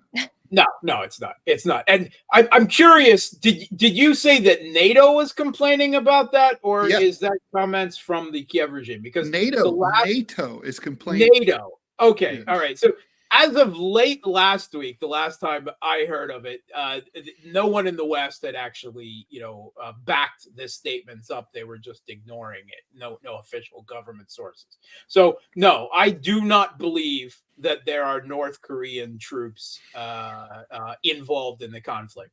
Now, North Korean troops may be learning behind the lines, right, because of an existing military alliance now, effectively, from Russian logistics, right? They may be interested in learning what Russia is doing, right? Sure. If you listen to Western military accounts, some of the artillery shells and perhaps even some of the ballistic missiles Russia is using are from North Korea, although there is no evidence that has been presented that can confirm that on the battlefield. And Russia and North Korea both deny it. But Russia does not need North Korean troops. It would add an international dimension and criticism of Russia in this conflict that Russia simply does not militarily need and does not diplomatically want. These claims, and these are ridiculous, right? The Kiev regime keeps taking pictures of Russian soldiers from the Far East, from Buryatia, and claiming, oh, it's North Koreans in Russian uniforms. Oh, my God. Hello? Russia has over 200 ethnicities. It is the largest country in the world. And some of them look like me. are not white Absolutely, they do. European-looking people. I mean, I know it's a shocker. In fact, large numbers of them are, right? Well, the Germans used to complain about that too during World War II, the Asiatic horror. Yeah, well, that's a whole feature of the Kiev regime's propaganda from the beginning, that Russia is the Asiatic Mongol hordes coming, and they are the shield of Western civilization from these mongrel, mongoloid Russian, Asians. That has been part of the Kiev regime's Banderite, fascist, racist propaganda from before the conflict started. Yeah, you're absolutely right. And I took umbrage to that because my great, I don't know how far back we go in great, but I have lineage. I'm a descendant of Mongolians. So this is like, so wait a minute, when you're complaining about the Russians who look like me, the folks in Ukraine complaining about faces like mine, it's just such racist bullshit, and nobody in American mainstream media ever points that out when the race card is clearly vitally important. Mark, I mean, it's the main feture of the 2024 elections, don't you know? And it's really Kamala bizarre Harris too, because it's like she's going to continue with with this war. From the Ukrainian point of view, it's kind of like, okay, well, you're in a war with another country. I don't know. I don't really care what the people look like who are shooting at me, or I'm shooting at them. I mean, it's a war, right? Who cares what they look like? That's like a minor detail. Well, that kind of goes against the whole ideology on the Kiev regime side that has driven so much of this conflict, though. I think all of these claims and they originate with the Kiev regime, if NATO has started to pick them up, it is the Kiev regime trying to drag NATO countries, maybe not all of NATO, but Western countries directly into the conflict. See, North Koreans are fighting on the Russian side. Really, they're not from Buryatia. You should be fighting directly on our side. And there are plenty of neocons throughout the West that will amplify that message and push it, lobbying for direct military intervention by NATO against Russia. Well, Mark, let me throw that at you about the 2024 US presidential elections. I mean, we're roughly 2 weeks out, if you can believe it. Trump has said publicly, right, finally, can it be over?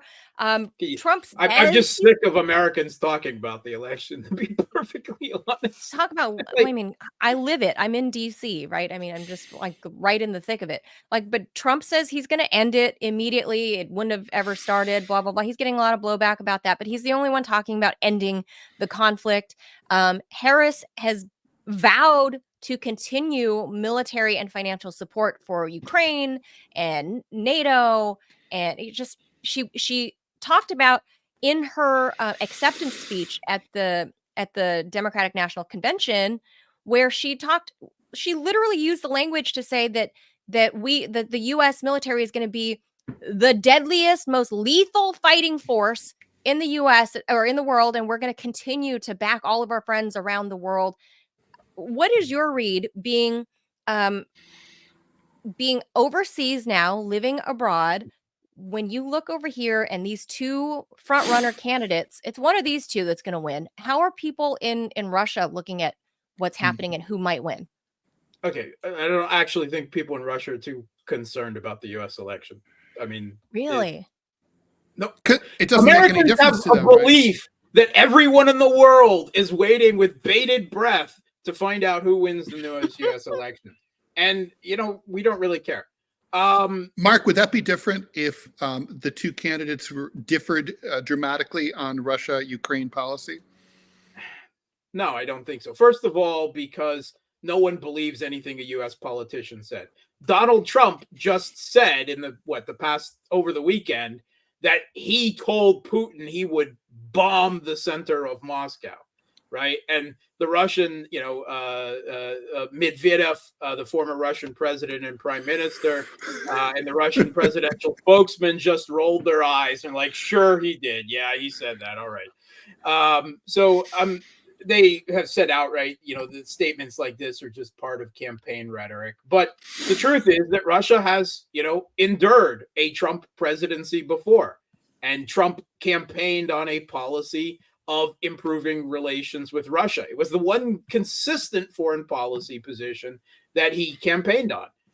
And what happened when he got elected? He hired a bunch of neocons to run his foreign policy, and Russian-U.S. relations decreased to the worst point they had been at that point.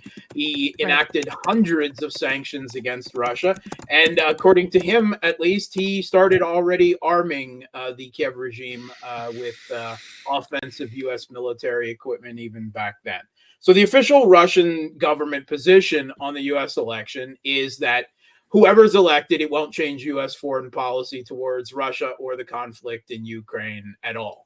Basically, that, Americans think their president actually controls foreign policy, whereas the Russian government position is that the U.S., if you want to call it the blob, as Ben Rhodes did, the deep state, the permanent bureaucracy, and that a president, whatever they may believe, when they come into office, find themselves restricted by the constraints of the office of the presidency of the United States. So, but I mean, even if you look at the polls in the US, I just pulled up some YouGov polls on it, right? The concern about the conflict in Ukraine is not even in the top 50 issues for American voters. So it's hard to see how it can affect the U.S. election in any real way. It also says that the majority of Americans favor maintaining aid to the Kiev regime in Ukraine, military aid, or increasing it. And that even if you take a look at the Republican Party, Republican voters in isolation from, say, Democrats and independents, while 44% of Republicans are in favor of decreasing military aid to Ukraine, there's still 40% of them that want to keep it the same or increase it. All right, even among Republicans. So that being said, the idea that the question of U.S. military aid being an important point in the U.S. election is wrong. I don't think it's important to U.S. voters at all. And what that means is that government policy will continue to ignore U.S. public opinion on it because they don't vote on the issue. They don't significantly care on it. And it also tells us, the same YouGov poll tells us that as of August, most Americans still believe that the Kiev regime is winning the conflict, particularly after all the ridiculous noise about Kursk. So, well, yeah. I mean, we have a severely not just not informed, but a severely disinformed American population on vital foreign policy issues like this. De-informed. Yeah, like, oh God. I mean, I couldn't tell you with the video that I was looking to play while we were having this conversation. Every video that's on YouTube is completely the narrative that Ukraine is winning. Ukraine is winning. There's just nothing else. Ukraine is winning. Ukraine has always been winning. Ukraine will always be. Ukraine is already winning. Ukraine is in Moscow. I made a phone call to the future. They're in Buryatya, evidently, because they keep finding North Koreans. This is just wild stuff. Well, Mark, we're going to have to leave it right there, but we obviously invite you back anytime. You are our go-to analyst, and I'm so annoyed about your channel, your personal YouTube channel, and what happened there, and hopefully the viewership will go and support you wherever it is that you move your stuff to, because your analysis is greatly needed. And we appreciate you being here with us as always. Mark, if you guys don't know, Mark Sloboda is an international relations and security analyst. He is a former U.S.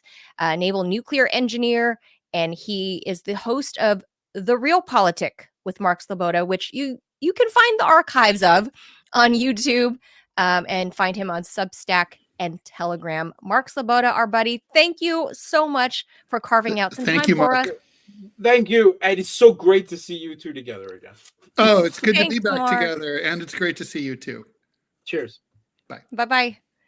I'm gonna bring in our guest early because I feel like he would want to chime in on this. So for folks who don't know, I'm going completely out of order, but I think he'll want to chime in. I'm adding Scott Stantis into the conversation Hey, right Scott. now. Hey guys. Scott Stantis, for those who are not familiar, is not only Ted's BFF, and he's become a friend of mine. Scott Stantis is the cartoonist for the Chicago Tribune. He's the creator of the comic strip Prickly City, a contributor to Center Clip, the winner of the Sigma Delta Chi Journalism Award, and co-host of Ted's other show, the DMZ America podcast. So I'm bringing you in, obviously, Scott, because I feel like you could hear our conversation, I think, Yes. right? Can you hear us back there? I feel like you might have thoughts on this, because here us three are what I would consider soft hands people, right? We Knowledge workers. You know what I mean. You know what I mean. Yes, I do. Pussies is the people. But I'm not saying all of us can, that none of us soft hands people can occasionally turn a wrench. Like my husband bought me a brand new Bosch drill set for Christmas last year. That was my Christmas, because not all soft hands people and people from drills. California can't put furniture together or fix stuff around the house. But what do you make of that? I mean, we're all parents here. You have Gen Z kids, I would imagine, right? Are they Gen Z? And one of them just No, they're millennials, aren't they? Oh, millennial. Or they might be Gen Z. mid to late 80s. That'd be Millennial. They're millennials. Let's not go with millennials. labels. Why are we why are we labeling people? They're younger than me, which is just about 90% of the population now. Usually required to become your kid. Just saying. Well, one of my youngest just is now running a company. It's a steel decorative metal company. So he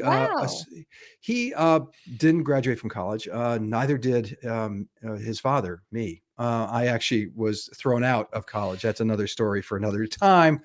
And I just didn't go back. Side with the administrators who made that decision. No, I'm just kidding. Well, yes, the people of Long. Okay, quick story. Can I bore you with this? Because it's really hilarious. I was in college. I was actually recruited by the Daily 49er at Long Beach State in California because they had a long history of, they just had a string of, Ted can attest to this, of like 5 or 6 professional editorial cartoonists. So they brought me onto the newspaper. I was on academic probation because my GPA from high school was bad. I guess they put you on academic probation in college over your performance in high school. Well, because I let you in. Well, that was the question. So I started doing cartoons, and being an editorial cartoonist, and again, Ted can attest to this, I was doing cartoons against the administration and against the student administration. Well, it turns out the student administration gave the seed money to the newspaper every semester to start before the ad dollars could start rolling in. So the president took umbrage at that, and the president of the university, who ended up being a congressman, and a congressman who went to jail. So I was right. I just at that point then got a letter saying I was no longer a student at Long Beach State. Fast forward to beginning the job at the Chicago Tribune, just to show you can be successful without a degree. I get a call that same week from the Long Beach State Alumni Association asking if I'd want to join. And I told them the same story I just shared with you, that as soon as I made fun of the administration, I was, had my ass kicked out of college. There's a fraction of a second pause, and the person goes, "So can we sign you up?" And I went, "No, you may not." I do not have warm feelings about Long Beach State. I was probably the last of I'm a boomer of that generation to be able to ascend to, some heights in my profession without a college degree. Well, I feel like that trend is boomeranging around because, the I feel like Gen X is when they were pushing college, and certainly the millennials. But now that the millennials are considered geriatric and having children of their own, it's the Gen Zers now who are ditching Yeah. college. I mean, and I don't blame them. I'm in my mid 40s, and I can almost see the end at the light of the tunnel. I'm almost done paying off my college tuition, Oh my my God. debt. See, that's Almost nuts. done. That's nuts. And you Ted touched didn't go to Dartmouth or something. No, Right. I went to private school, but even still, I mean, how many times did I have to press pause on repayment? For most of my 20s, when you're trying to become a journalist, like that is not that is a passion project. That is something you chip away at to try to become and make a living. And I was pasting together paychecks for most of my adult life, right until my 30s. So I was pressing pause all the Wow. time. Rates would change, and then this lender would sell to that lender, and it's a whole fucking racket, right? And the Gen Zers are getting hip to that, and they realize, no, you know what? Yeah. I don't want to be in that position. And so I don't, like I said, I mostly agree with that article because of that, because Yeah. you enter the world saddled with debt, and you're forced to do things oftentimes work-wise that you don't want, you're not passionate about, you don't care to do, and you're beholden to that. Like, that's hanging over your head. How do you buy a house? How do you become a real adult when the American education system seems like it's a debt trap? Yeah. Well, it is a debt trap.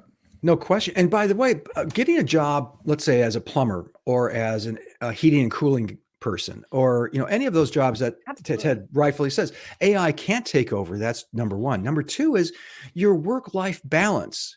I mean, given our professions that we've chosen to be commentators, nobody, if you dig a ditch, nobody stands over you and goes and looks at the ditch and goes, man, I don't get it.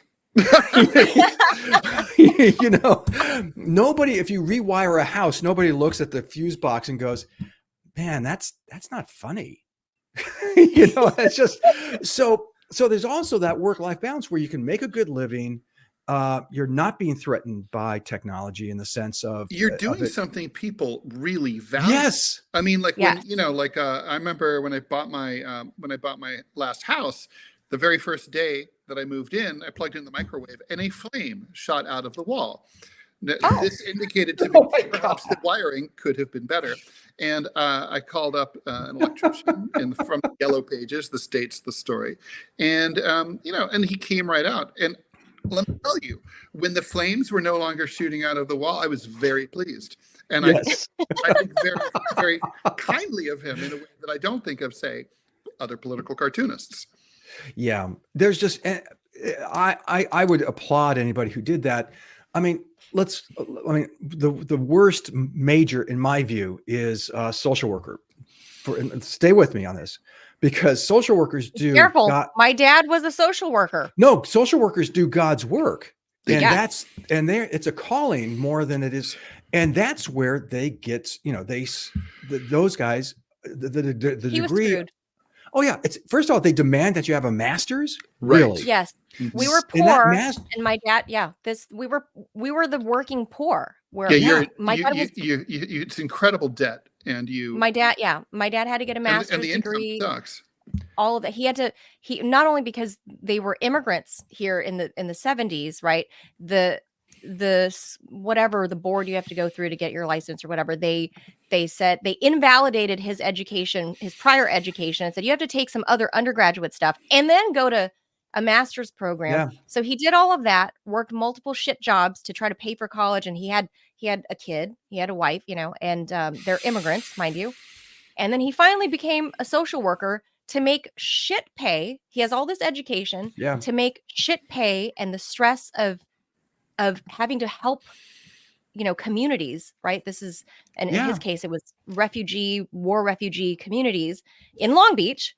And he was an SEIU member, and the pay was growing up was not easy because we were always poor. We're a family of four, and that income was never enough. And he was always in college debt until the day he died. Yeah, that's nuts. And for a service that's that important to our culture, and it truly is. I'm not kidding when I Getting say more important all the time with Yeah. opioids and all that. Absolutely. So, and the fact that it doesn't pay squat and it's extremely expensive, you will never pay off your debt. If you get a degree in that, you will never pay off your debt. You can't. And that's nuts. Now, if he had gone into heating and cooling, Right. you would have, you would have driven a Lexus to high school. So true. He tried to be an electrician because he realized it didn't pay, but he hated it. His heart was, he followed his heart.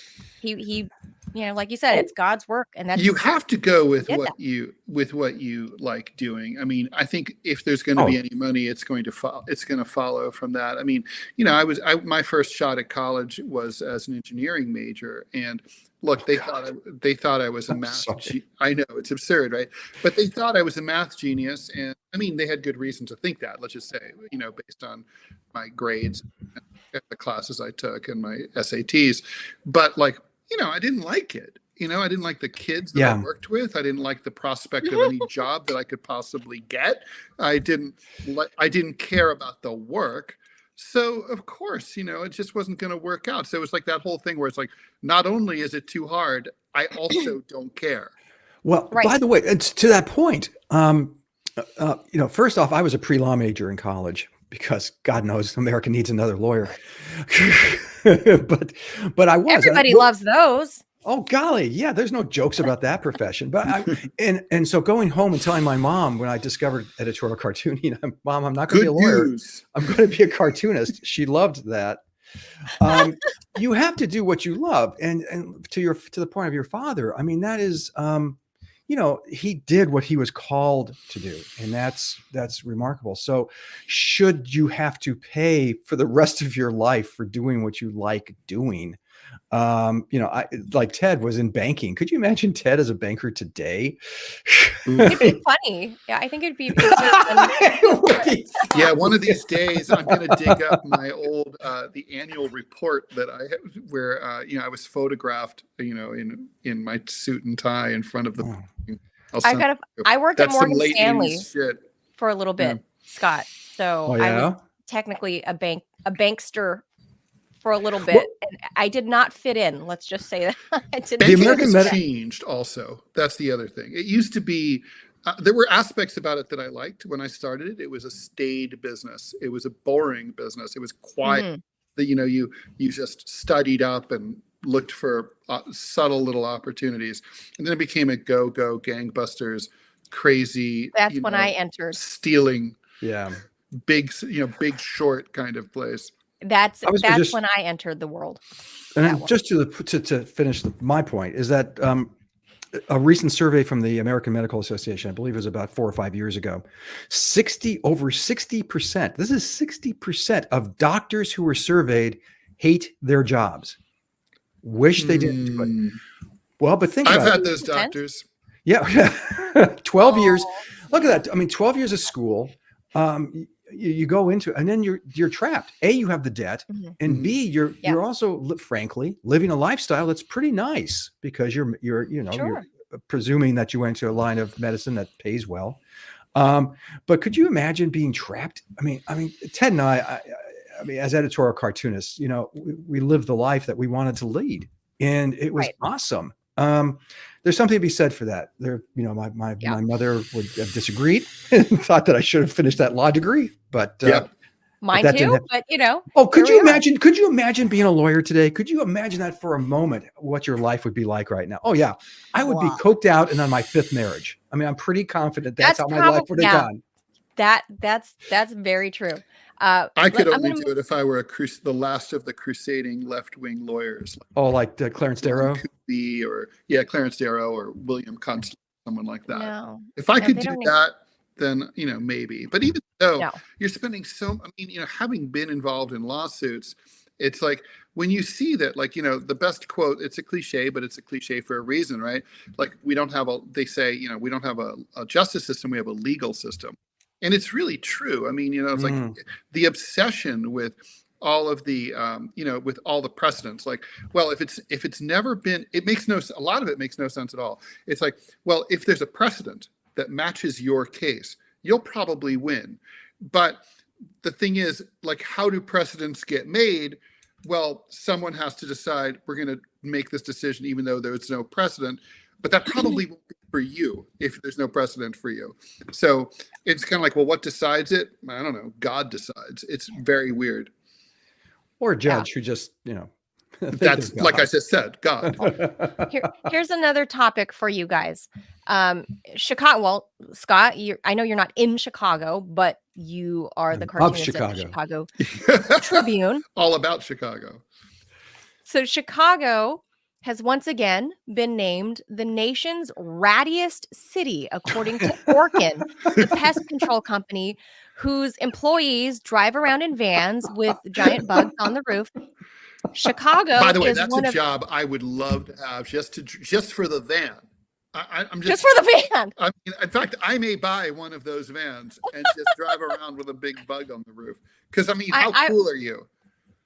Now, I always wanted the Oscar Mayer Wiener car. They look for drivers. Dignity. You could do that. How awesome would that be? They sign you up and you drive around and everybody's happy to see you. There's nobody. It's a very hard car to drive. Man. They say it's There's nobody looks at this and goes, "Oh, goddamn Wienermobile." You know, nobody has that reaction. It's always like, "Oh, that's awesome. Look, it's the Wienermobile." Maybe. I always thought I wanted to drive that for college. Like they do that every year. They get college kids to do this, like from various cities. So that's how they employ. I've looked into it. Okay, I'll just say that. So Chicago, vegans might not like it. So Chicago is one of 2 cities in Illinois included in the ranking from Orkin, which uses residential requests for pest control services to develop the list. Champaign came in at number 44 in the top 50. So rodents, as we know, eat the equivalent of a slice of bread every day. And even when they're not eating, that's less than I would have thought. I know, I thought more too, but they're apparently constantly chewing. A rat's teeth have a rating of 5.5 on the Mohs hardness scale, obviously, which means they are powerful enough to chew through steel garbage cans, according to Orkin. Whoa. The top 10, the Is top that true? 10, yeah, that's Orkin knows, man. The top 10 rattiest cities are number 1, Chicago, number 2, Los Angeles, number 3, New York City, 4, I'm San going to Francisco, challenge that shit. 5, New York's Washington, got to be higher than D.C. LA. I thought that too. 5, Washington, D.C. I would think Washington, D.C. would be higher up. I mean, do you Denver. think this is Denver per capita? Wait, Denver? Per capita of human population? No, based on their calls. This is what they said. But is this the number of calls or you know what I mean? Like a big. Oh, yeah. Then you got it. Yeah, population. But then hold on. They list Denver, Philly, Detroit, Baltimore, and Cleveland to round out the top 10. Oh, I believe Baltimore and Cleveland. Oh, yeah. So I got to say this about the city in which you still reside, Ted, in New York City, with your illustrious mayor, showing off this new thing he either he thinks he invented or he discovered, trash bins. Yes. He wheeled them out recently and was like had a whole press conference about trash bins where he says no longer will New York City residents just throw out their garbage on the sidewalk. You put them in this bin. And I mean, you guys think I'm joking or I'm being sarcastic. Oh, I read this article. Mm-hmm. There's a real, go look at the video. Mayor Adams had a whole press conference about introducing trash bins and that you open the lid and you put the bags in there. But if, what? Welcome to the first world, New York City. Well, let me explain. First of all, that's never going to happen. Orkin says they can chew through it. So what is the point? But it doesn't matter because there's no room for them. New York City sidewalks are pretty narrow, most of them, and there's no place to have. There's no way to have enough bins to. I mean, to put this into perspective, New York City is a place where thousands of people live on one small block, right? Sure. So you walk in front of a building, maybe not even the tallest building, maybe it's only like 10 stories high, but that building might have 150 people in it, right? They generate, the trash pickup is twice a week, 3 times a week, maybe. And so that's a lot of garbage. Amazon boxes, all that crap. There's just no way to have the streets would be completely filled with nothing but trash bins. Yeah, but Ted, I've been in New York, and now it's pretty much full of just trash bags. So what would be the difference? Well, bags are flexible. They're not like rigid, and they.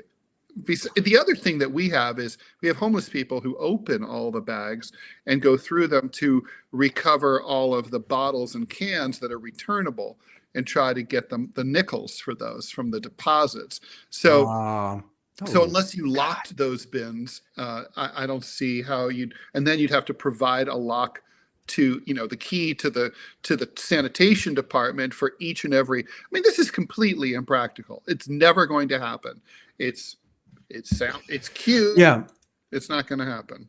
Well, the difference between New York City and Chicago is that Chicago has alleys. It's a city of alleys, and where New York doesn't. I've never been. It's a great city. You should go. We should. Next time you're there, let me know. Chicago is a great city. Tell you where to go. But the alleys are what you'd expect: full of garbage, full of trash. That's where the restaurants throw out all their stuff. And so you walk through downtown Chicago and you look down an alley, you'll see rats the size of cats. They're huge. And there's a picture. A friend of mine who's a talk show host in Nashville was visiting one time, and we were coming back. Alcohol may have been involved, but there's video of me trying to befriend the rats. I'm running down. Come to daddy. Look, this is how rats come through your toilet. Oh God, don't show that. That happened that happened to a friend of mine. This is real. She was God. She was sitting on the bowl, and he swam through. Look at that. And he swam through and bumped her in her tuchus. Oh my God. Oh God, that is a nightmare. I'm sorry. I would scream like a 5-year-old child. Well, several 5-year-old children if that happened. Me too. Oh, absolutely. What did she do? She bought some sort of gun toilet. A gun would be a good idea. She bought some kind of toilet. What's the word I'm looking for? Like a netting, like a mesh to put in the water, so that couldn't happen in between. But then doesn't that get in the way of you have to lift it out. Personal waste disposal? You have to lift it out so it's not really foolproof at all. Oh my God, I had no idea they could do this. This is horrifying. Yes. Look, this is showing you. Yeah. Well, they're extremely intelligent. They live communally. They communicate to each other. Yeah, they are socialists. They're very smart and very agile. They already rule the world, so. Yeah, no, they're going to be here long after. They're going to evolve when we finally wipe ourselves out. They're going to take over, them and the roaches, and then there'll be the roach rat war. Yeah, well, the rats are going to win. Oh, did you know that? Oh, this is. Do you know how terrifying things like that can swim? They actually. Paleontologists have resolved that T-Rexes could swim because they found the fossil record on a small island. They found fossils of them on the small island. I'm thinking, you're running away. That was my only Jurassic Park save. Is I'm running like hell. I can jump in the water and swim. No, you're swimming towards the island and you look behind you and there's T-Rex swimming behind you. Scott, that's like Sri Lanka, right? Which is about, I think, 60 or so miles off the coast of India, and you can't see it from land. You cannot see Sri Lanka, right? Okay. You have no sense. So the point is, there are tigers, quite a few, that live on Sri Lanka. And for a long time, scientists believed that that Sri Lanka must have been attached to the mainland and that they got separated, right? But that's not the case, it turns out. So is that where the Tamil tiger's name comes from? Yes, totally. Oh. And then when then at some point, someone was on a ferry fairly recently, and they noticed tigers swimming back and forth between India and Sri Lanka. So not only do they swim a considerable distance, but 60 miles? They know that something's out there. They're like, oh yeah, it's they're not just swimming wherever. They're not like in the middle of the Pacific Ocean. They're like, oh yeah, I know there's something there. I'm going to go get it. Well, look, oh, good God. Okay. This is seeing this. I'm from LA, and I know I lived downtown at one point in my late 20s, early 30s. And sure, that's Rat City, but the rest of Los Angeles, you might see rats run across a telephone wire or something, but that Really? DC, oh yeah, DC is Rat City. I'll tell you could be at a fancy place in Georgetown, and I mean, the politicians will tell you, everybody will tell you, DC is teeming with rats, and it is absolutely disgusting here. And we actually use trash bins, right? So I don't know why there are so many rats in downtown DC, but it is disgusting, and they are not afraid of you. They will, when you're walking to work in the mornings, I used to have rats run across my feet to go get discarded bagels, like in the trash bin. And they just don't care. And they're looking at you like what? Lady, The you are cigarette hanging off of their lips. They're wearing leather jackets. They're a bunch of ruffians, the rats here in DC. They're rude. They don't try to hide from you. Oh my God. They in New are York, they're incredible. awful. I mean, They're in New awful. York, one time I was walking by a museum at night where they were doing major construction, and they live in the rats live in these major, their homes their dens or their colonies usually in the basement or underneath the basement. So when construction happens, look out. Like that. There were dozens of them. They were the size of cats. They were insane and were brave. And it was kind of not really wise to walk around there.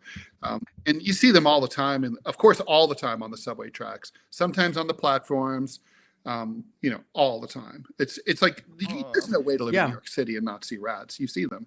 Yeah. And Chicago's the same way. You're on the L, especially underground. You can see them on the tracks.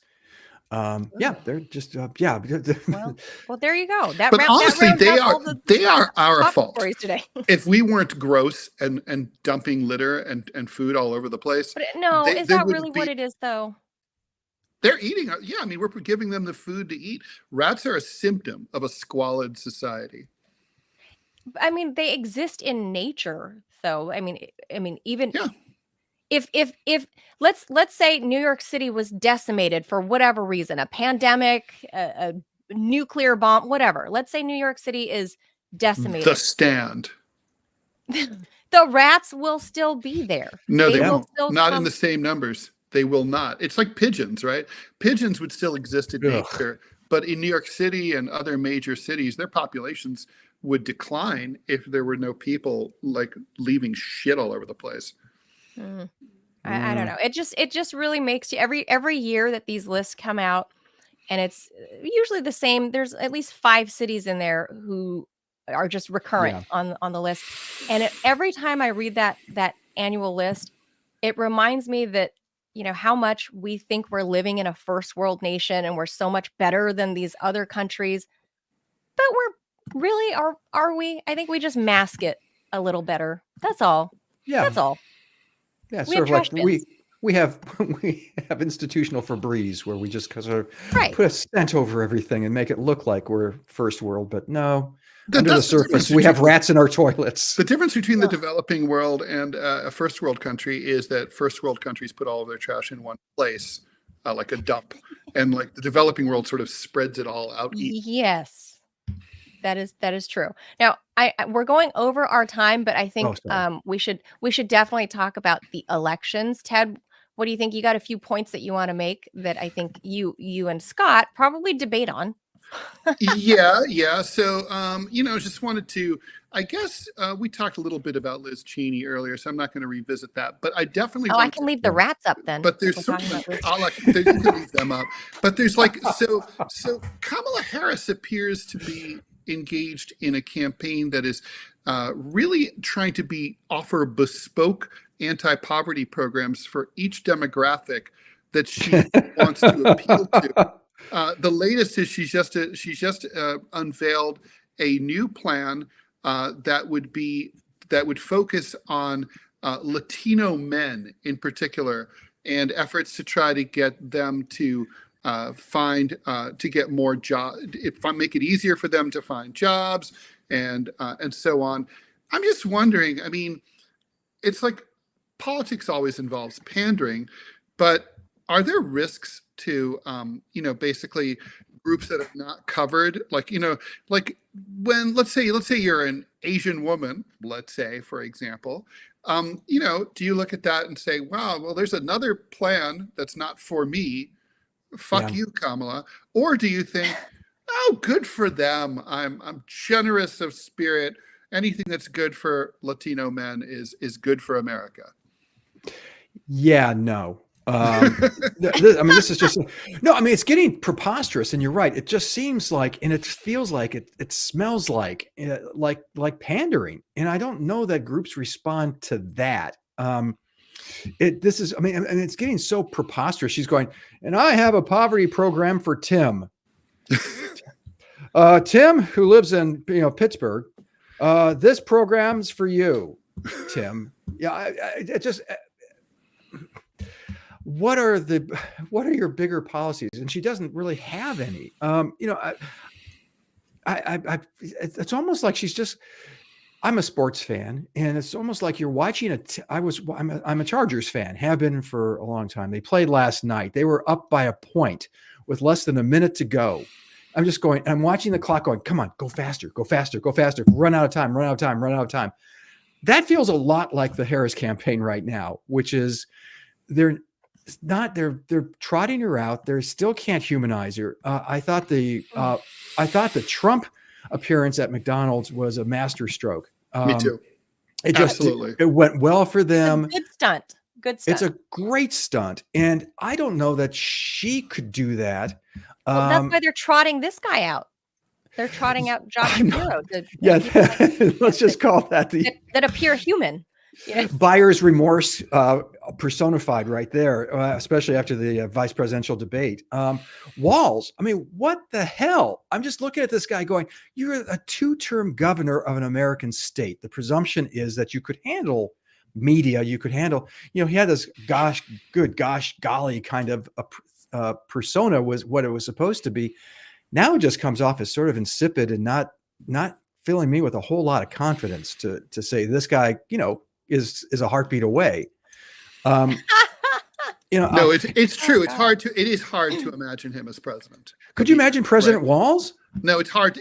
It's tough. No. I mean, Scott, you're a student of American presidential history. Has there ever been anything comparable? Maybe Pierce? Oh, yeah. Or Buchanan? Oh, there've been a number. I mean, when Freelandhuisen, was that his name? He ran with from New Jersey. Yeah, and he ran with Clay. Was it Clay or was it no? Yes, no. Yeah, it was with Clay. Was it Clay? No. It was with the speaker, with Blaine. And Blaine picked him, and Blaine was really in the lead for. I don't think that's right. Blaine ran with Logan. How do you guys remember? Which time? 1884. Okay, I'm trying to think of. Okay, so Freelandhuisen. Anyway, turned out he was from New Jersey, and incredibly anti-Irish immigration. I mean, like violently, like we should shoot them and feed the meat to the dogs. I mean, it was really bad. It was not a great choice. So, when you have someone like that in the immigrant population of the United States, look at this guy and thinking, I don't want to vote for him. I don't want that guy to be in line. So yeah, there are historic, and there's always been, like, look at Dan Quayle in 88. That damn near gin the election for George H.W. Bush. Mm-hmm. I'm trying to think of some the vice presidents Palin, prior of course, to. Yeah, Palin obviously hurt McCain, but going back, the latter part of the 20th century didn't, Veeps didn't matter that much. Although I think in 1900 you could say that Teddy Roosevelt probably ginned up some excitement for McKinley, who was on top of the ticket. I think Bush was a good choice for Reagan. It was a balancing act. It unified the party. Yeah, it did. For the moderates and the conservative wing, it really was a smart move. People forget at the convention, though. Revisit this. I revisited it recently because, again, I have no life. The 1980 Republican convention, which for a few days they were talking about a Reagan-Ford ticket. Jerry Ford, right, would serve as, and they were trying to figure out how would that work, and they couldn't make it work, obviously, nor should they. But for a couple of days, that would have been a fascinating ticket. But as far as the Walls, I mean, Ford as the number 2? Yeah. Is that what they were? After he had been the accidental number 1? Well, there's already been a former president who became a storied Supreme Court justice, right? I mean, it's not impossible. Yeah. And also a story. Don't forget, Hughes ran as the Republican nominee in 1916 and lost by a whisker. One of the great stories of presidential history. He went to bed, and the press called him up, and California was in play, and he just assumed he'd win it. And he was running against Woodrow Wilson, and so a reporter called early the next morning. And the butler said, "The president-elect is not awake at the moment." And the reporter says, "Well, tell the president-elect he ain't." Which I love that story. Reporters coming back to the original point of this segment is that reporters back then were not college educated. That was kind of like a blue collar job. And frankly, they were better than now. Yes. And they wrote better. I mean, yes. If you don't believe me, just go back and pick up a random issue of any major or minor paper from 75 or 100 years ago. And the writing is so lyrical, so poetic, so vibrant. I mean, if you read the opening story There's prose, of D-Day right? in the New York Times, when the New York Times announced D-Day and they had a guy at the beach, you can hear the explosions in your mind and feel the bullets whizzing around from reading that text. I mean, it's amazing. Yeah. Well, I feel like nowadays part of the problem is that the mainstream press, I'm not zeroing out Kristen Welker or whatever, but all the people that are in mainstream press, whether it's print or TV or whatever, are nowadays all cut from this elite cloth. They all went to these Ivy League schools and they all run in the same circles. And that is exactly part of the problem, as what we were talking about earlier, Ted, at the top of the show, was they help create and keep this institutional duopoly in place. They keep the establishment in place because it helps their business model. It helps, the people in power, obviously, that play gatekeeper to interviews now. And I hate that whole thing, but because it feeds off of each other, right? Having been in journalism for over 20 years at this point, I've seen the difference, right? Is how unless you suck up to those people, if they know that you are going to be at all a difficult interviewer, or they know that you're going to be adversarial, they just say no. They just don't give you the interview. Mm-hmm. And then it causes this vicious cycle where it's gatekeeping journalism, where you have to be kind and softball them, right, or else they won't talk to you.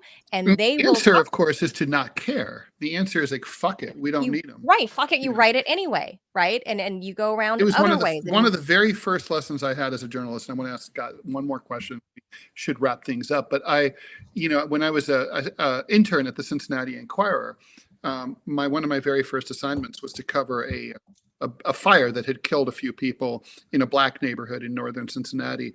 I went over there and the people were really, really angry, and no one would talk to me because the firefighters came so late, and probably in part because, the city didn't give a shit about black people who lived in that neighborhood, and they had poor services, and their local firehouse had been shut down before. So they were very bitter, and no one would give me the time of day. And I went back and told my editor, "I'm really sorry, I couldn't get the story. No one would talk to me." And he's like, "Ted, no one would talk to you because they were angry. That's the story. Write it." And I think, sometimes the when people don't talk to you, that is the story. When I was researching this very famous article that I did about Art Spiegelman, the cartoonist for the Village Voice, a lot of people would not talk to me on the record, and they were scared of him. And at first I was really frustrated by that. But then I thought, well, this tells you a lot, right? If people are afraid to talk to you, talk about you, they think you're, obviously they're afraid of you. That's part of the story. So you write it. You just write what you find out, write what you don't find out. Right. Yeah, but the problem now, and I could go on, but off on this topic, but the reporters today, first of all, they came through academia. They graduated from college, which means that blue collar sensibility that the press and that news articles had prior to that is lost. You don't see stories unless they're condescending as hell, Mhm. about, Joe, Tim is a bricklayer. Or Poor the guy. longshoremen's strike, or that kind Yeah. of thing. They don't get it. They don't. And the strike, the railroad strike that, Union Joe busted. But Right. that's another story for another podcast Or as right well. now, the Boeing machinists, nobody's even reporting that they've struck a deal with Boeing yesterday. So Yeah. Good for I mean, them. that's, yeah. I'm glad for them. But where are we going with this? I mean, it just does. Help me. journalism didn't report it. There was like a No, blurb no, on and Bloomberg last that's night. the point. That was it. And so you have, I mean, when I was full time with the Chicago Tribune, I was good friends with the breaking news desk editor, and his frustration every day, he'd go out for a cigarette. I'd go out. I didn't smoke with him, but I did go out and talk to him. And his frustration every day of how these guys were not covering what they should have been covering, and how they had no notion of how to cover it, because that's where the news is now. You have 20-somethings who, they can pay a fraction of the salary they were paying to guys who actually knew what they were doing, men and women. And so that's just so sad about where the press is today. And you're right, it has an agenda, and it won't vary from that. And it won't, well, all you have to look, don't believe me? Look at coverage of Kamala Harris.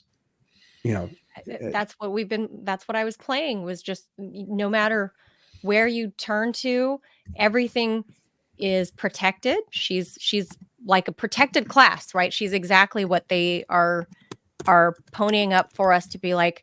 She's, what is it, like a triple threat? Like, she's woman of color, she's a woman, and because I thought we can't define that nowadays. I don't know, but we can't define actually her race either. We're not sure. She's some sort of color. She's some sort of She's taupe. She's she's like all of these things, right? And like her parents are immigrants, and just all these things. And that's supposed to be, the strength of the party. And then you go to any mainstream media site apart from Fox and like Newsmax, I think everybody is fawning over her to try to convince us that this is not only the best the party could put up, this is the best of America. That she represents the best of our people. I mean, we're all Americans here. She's the best of our society, not just She's the party. all for the best in this best of all possible worlds. That's from Candide. I was about to say, not as into shootings as I am. Scott, very quickly, predictions. Yes. Out. Harris versus Biden. Polls are Harris versus Trump. Polls are very even. Trump is ahead in Georgia. Not ahead in Pennsylvania. Too close to call. But private polls look a little better for Trump than the internal polls look a little better for Trump than for Harris. What do you think? You want to call it? Not right now. I just think this is like everything Trumpian. Nothing. The dominant paradigm does not apply, and so I'm getting tired of polls just because there's so damn many of them, and they're telling us very different stories. If I had to guess, today, I will lock this down and put my money, where my mouth is. I think Trump wins right now. And I think he wins the popular vote by a razor thin margin. And I think he wins the vote too. Yeah. I think that I'm looking at the trends. I'm looking at how it's trendy and how it's playing. And it's very unscientific on my part, but it's attitudinal. Right. What's the sense? And the sense is that the all momentum, things are, if there is, there's slight momentum. I feel like her tide is running out slowly. Yeah. Well, and that's what I meant by just hoping the clock will end. Well, the buzzer will, and she'll be winning. But that's not how you win elections. Just think about it. We've never had a single interview where she's inside her own home. That's weird. Yeah. Well, you don't know. Do they normally do that? Is that something? Sure. Well, we saw Biden inside his basement throughout the last campaign. in 2020. It was his wall. Was it though? Yeah. Well, or an interview from the vice presidential, the Naval Observatory where the vice president's residence is, just to see that. I don't know, other than what she wears and how she talks. It's weird. Even 2 weeks out, I don't know anything about her. Yeah. I can't tell you. Ted makes this point. It sounds trivial, but I think it's really important. When she's listening to music, what does she listen to? Yeah. Nobody can answer that. I mean, Oh, no. you can Bill Clinton, presume, you could have answered that question. Ronald Reagan, like big band music. You like music from your era. You like music. And I know that's what he Bill listened. Clinton's favorite movie is. High Noon. I mean, you know what I mean? Like, That's every president, though. They all think they're High Noon. They all think they're Well, Gary the Cooper. point is, yeah. Oh no, they do. Yeah, every president's. That's almost every president's favorite movie, because they all see themselves as the lone man protecting virtue. Okay, but the point is, we know it. Right. Yeah. I mean, it's 2 weeks out, and the thing is, the media is going to continue to rally around and protect her, and never give, the Chase Olivers or the Jill Steins a moment to even be introduced on a massive scale, right? Yeah. Like we're seeing, like Kristen Welker here talking to Josh Shapiro. That's not going to happen. That's not going to happen. And this is going to continue the duopoly. And so how does that nothing's gonna happen? change. I'm sorry. Ted and I were lucky enough to have Chase Oliver on the podcast the other week, and what a sterling, impressive saw guy. that. Yeah. I mean, he really was. And so could you imagine him getting the kind of press that they're giving to Shapiro or some other, right, Kamala mouthpiece? It would, I would change the dynamic of this election. And Jill it would Stein, certainly give people something it would give people some real choices. I mean, some options. I mean, honestly, I always say this. How is that a country that has, if you went to the supermarket and there were only 2 kinds of dishwashing liquid on sale, you'd be like, what the fuck is this? What, the Soviet Union? And and here, and literally the people who are going to supposedly they're going to run the free world, the supposed free world for the next 4 to 8 years. Yeah, 2 is good enough.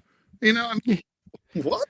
It makes no sense at all. Scott, we got to close out here, but thanks. Thanks, guys. We're at overtime. No, this has been so much fun because we know Yeah. that Scott can talk about anything and everything, and I'm happy that he has opinions, True. so that he can do that. So Just it's wake him up fun out of a sound sleep and just make him Yes. talk about whatever. Okay, Scott do that. Stutz is a cartoonist for the Chicago Tribune, creator of the comic strip Prickly City, contributor to Center Clip, winner of the Sigma Delta Chi Journalism Award, inside joke there, and co-host of the MC America podcast with me, Ted Rall. Thanks, Scott. Thanks, guys. Thank you, Scott. All right. So as we transition over to our guest, I'm going to go ahead and pop him up here on the stage with us. If you've ever watched any of my previous shows, you might recognize this face.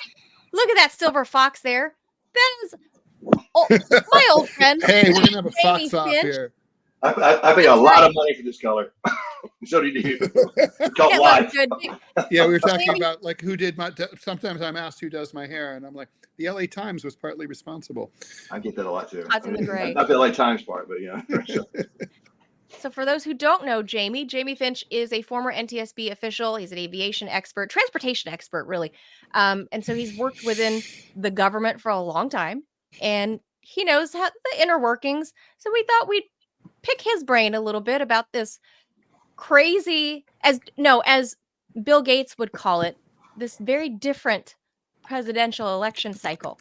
So Jamie, let's get top line thoughts. You and I have been on air together many, many times, and it's usually about critically awful stories, like planes falling out of the sky, a lot of Boeing stuff. But I feel like the stuff that's imploding now is this whole political world that we live in.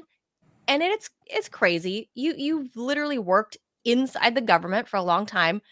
Now that you're out, when you look at what's happening, what do you think with this election cycle? Well, number one, it's good to see you again, and it's been a long time, and always one of my favorite interviewers, and I mean that sincerely. I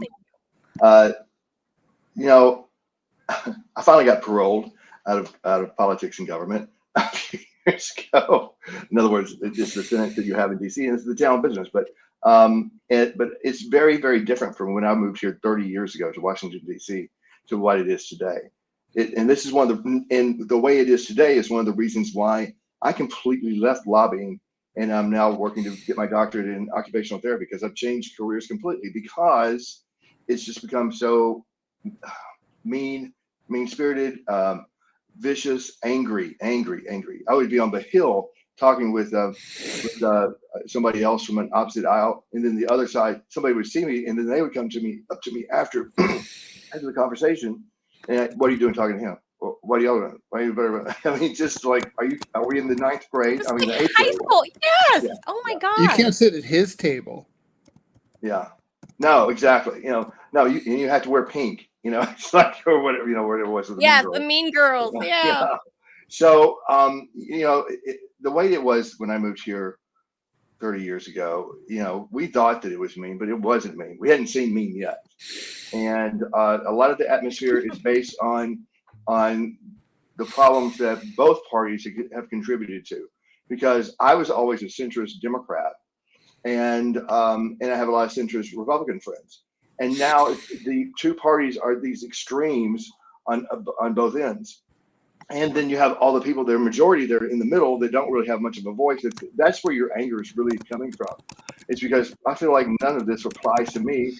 And I don't know how me talking about, or you talking about some of these issues that are really extreme don't apply to my bottom line, to how I'm paying for paying my bills, my mortgage, keeping my kids a roof over their head, and sending them to school and paying for their college.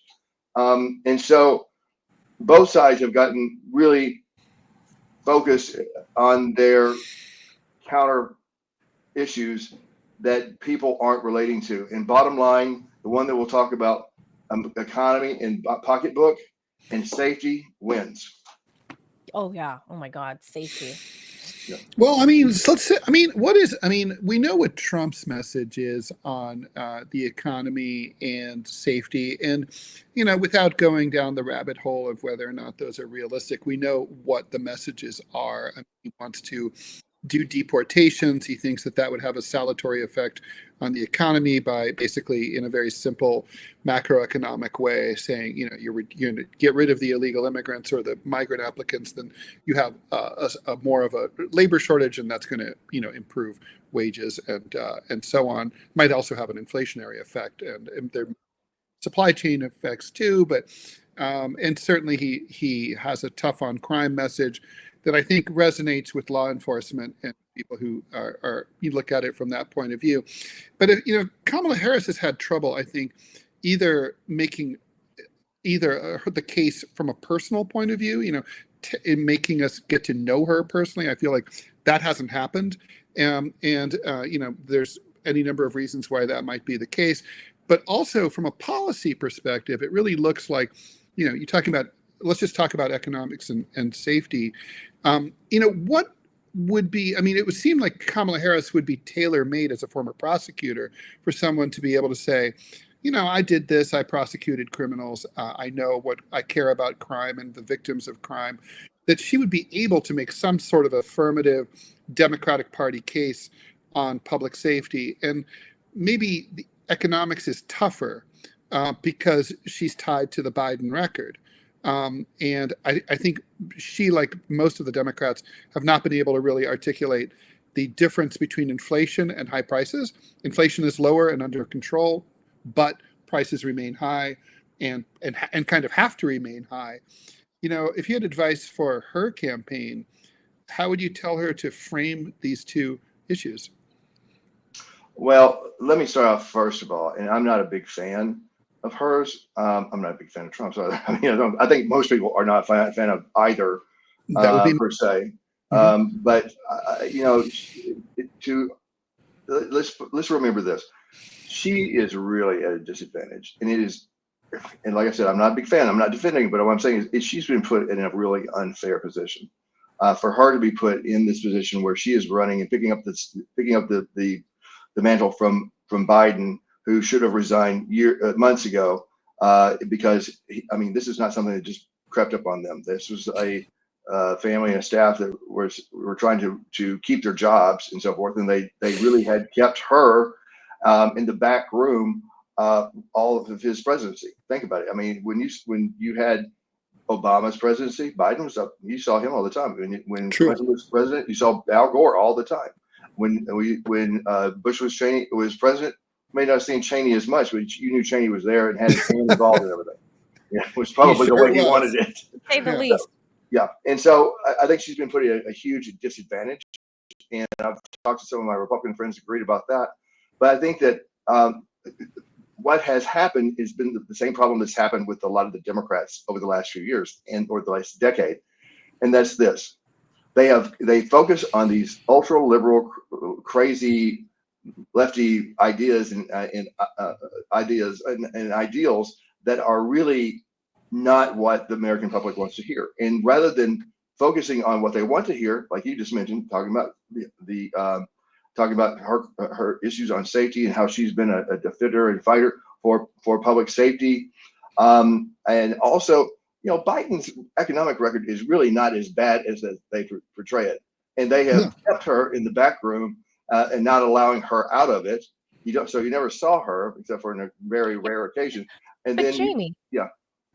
So you're saying that from the people that you talk to here in DC that it's been Biden's administration to deliberately keep her back in the shadows, and it's not her by her doing of herself or her choice, right?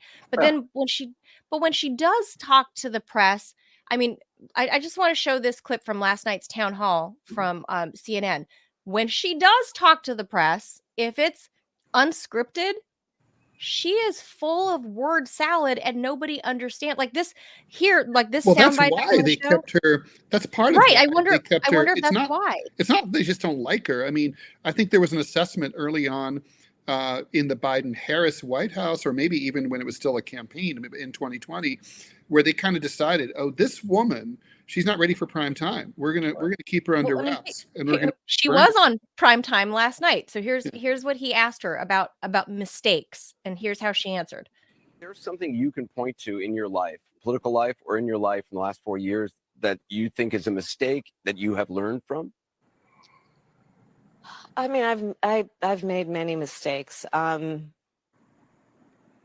they range from, if you've ever parented a child, you make lots of mistakes too.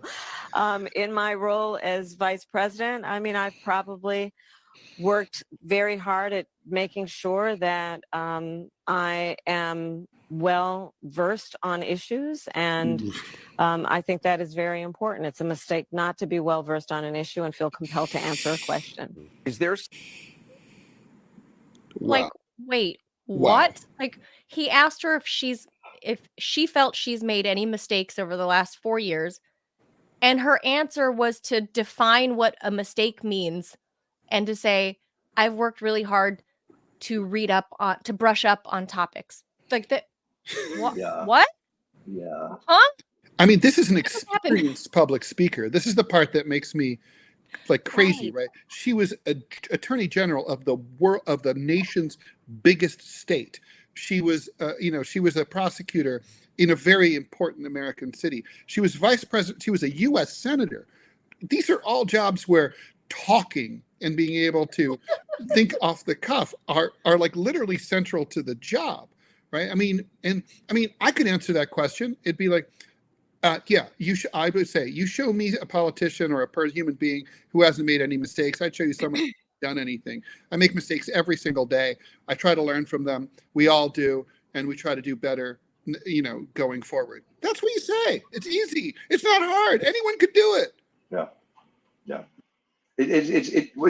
For me, what I see here, also having been a former staffer and worked on campaigns, political campaigns, presidential campaigns in the White House, this is poor staffing work. They are not doing their boss right. I mean, at the same time, it may be the boss that's not listening or willing to be trained, but there are some basic questions that you have and can expect in politics, and that was one of them. Yeah. And why weren't you prepared for that? That's a softball question. Yeah, very softball question. I mean, I think even Anderson Cooper was kind of like shocked by it. Like, I mean, I think she's an untalented politician. I think that's really it.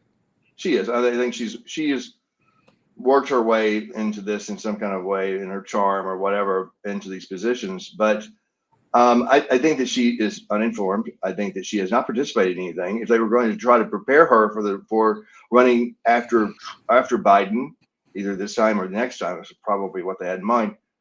They would have been giving her some roles and out there and some ability to be able to learn stuff. Now, Bill Clinton was a governor. Al Gore was a U.S. senator and congressman and senator.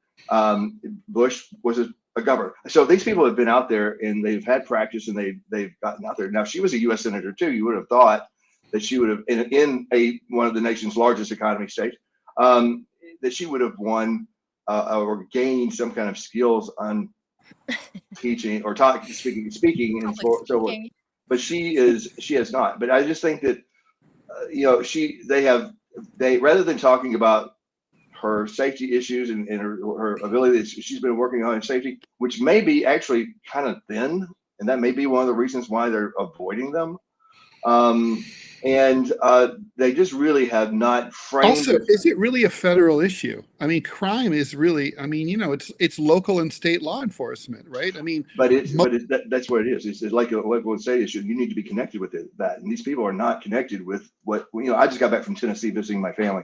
And I can tell you, after being down there, the economy's booming, everything's going great, but they'll tell you in a heartbeat, it's like, oh, the economy's so bad, and this administration, and we feel so threatened by those immigrants, those illegals that are coming in over here. I'm like, well, that's immigration's part of it. I'm all for securing this border as much as we can and getting this thing locked down, but we need immigrants, or we're going to wind up like Germany and Japan with a shortage of people, which we're well on our way for. And which also, nobody's explaining. I've been talking about this for forever. I mean, the West in the United States is a classic example, has a fertility crisis. And why can't we have a person, I don't know, we could call them the vice president of the United States, who could go on television and show some charts of declining birth rates, show like projections happen economically to the GDP and so on, if we didn't have any immigration. And we could explain to the American people, this is not about just taking jobs that Americans don't want.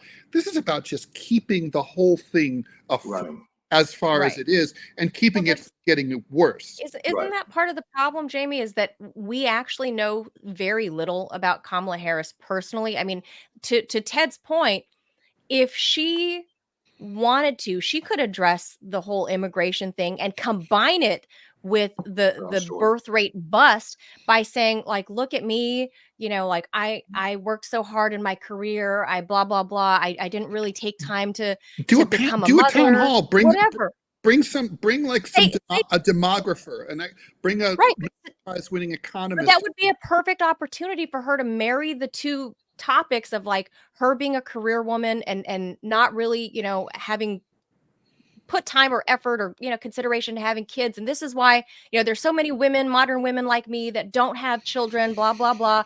This is why immigration is needed, and we need to fill these gaps in our economy.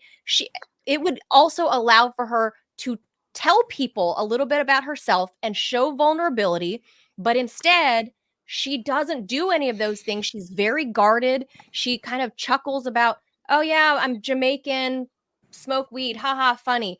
Or, I worked at McDonald's. She's very guarded about herself when she could have if she had better staff around her, she could have very easily weaved some personal vulnerabilities in there and tell her it's okay to be vulnerable. But instead, I think she views the world and the stage as a prosecutorial stage, because that's the only time that she does well. When it's an adversarial, like when we hear the congressional hearings, when she's like, when she was like in her Senate committee attacking somebody that's there to give a deposition or whatever to the Senate. She's a pit bull. That's she what grills she is. them. She's a pit she's bull. Great. I mean, town hall is a great example. If you ever look at some really amazing examples of a town hall and a gifted politician interacting with ordinary voters at the town hall, and that could include someone like George W. Bush or Bill Clinton, they would ask or Al Gore, they would ask the person some questions. They would say like, oh, so where do you work? Where are you from? Kids. Engaging. She couldn't do that. It was really, she's basically scared of the question. She's like a defendant at a deposition, like, oh shit, incoming. Well, when you're a fraud or you feel like you are, you imposter are going complex. to be imposter. Thank you. I was going to think of the term. When you pull in. Now, Bill Clinton and Al Gore and George W. Bush, with their failings and so forth, they were authentic. People liked them. And likability is a huge factor in elections, and people forget about that. They're like, "Oh, it's about the issues," but showing vulnerability, you're absolutely right. That's just the way to go. I mean, it shows humanity. It shows I'm one of you, not like I'm above you or I'm going to lie to you. That's what the Trump stunt, the McDonald's thing did. It's like, look, here's this guy. He's a billionaire. He doesn't have to be here. It's like, and you can tell he's having fun. Yeah. Right. Yeah. Well, he's also eating never done food. anything like that. I mean, by the way, I think he's likable. I mean, there's a lot of people who can't see past his politics. I think he's charming as shit. I think he's funny. I mean, I think he's. I mean, I totally get why people like him. I'll never vote for him, but totally, I get. Yeah, and he does seem he is, as the Gen Zs would say, he's his authentic self. He's living his truth. He appears to be. Yeah, maybe he isn't. We don't know, but it looks like he is, right?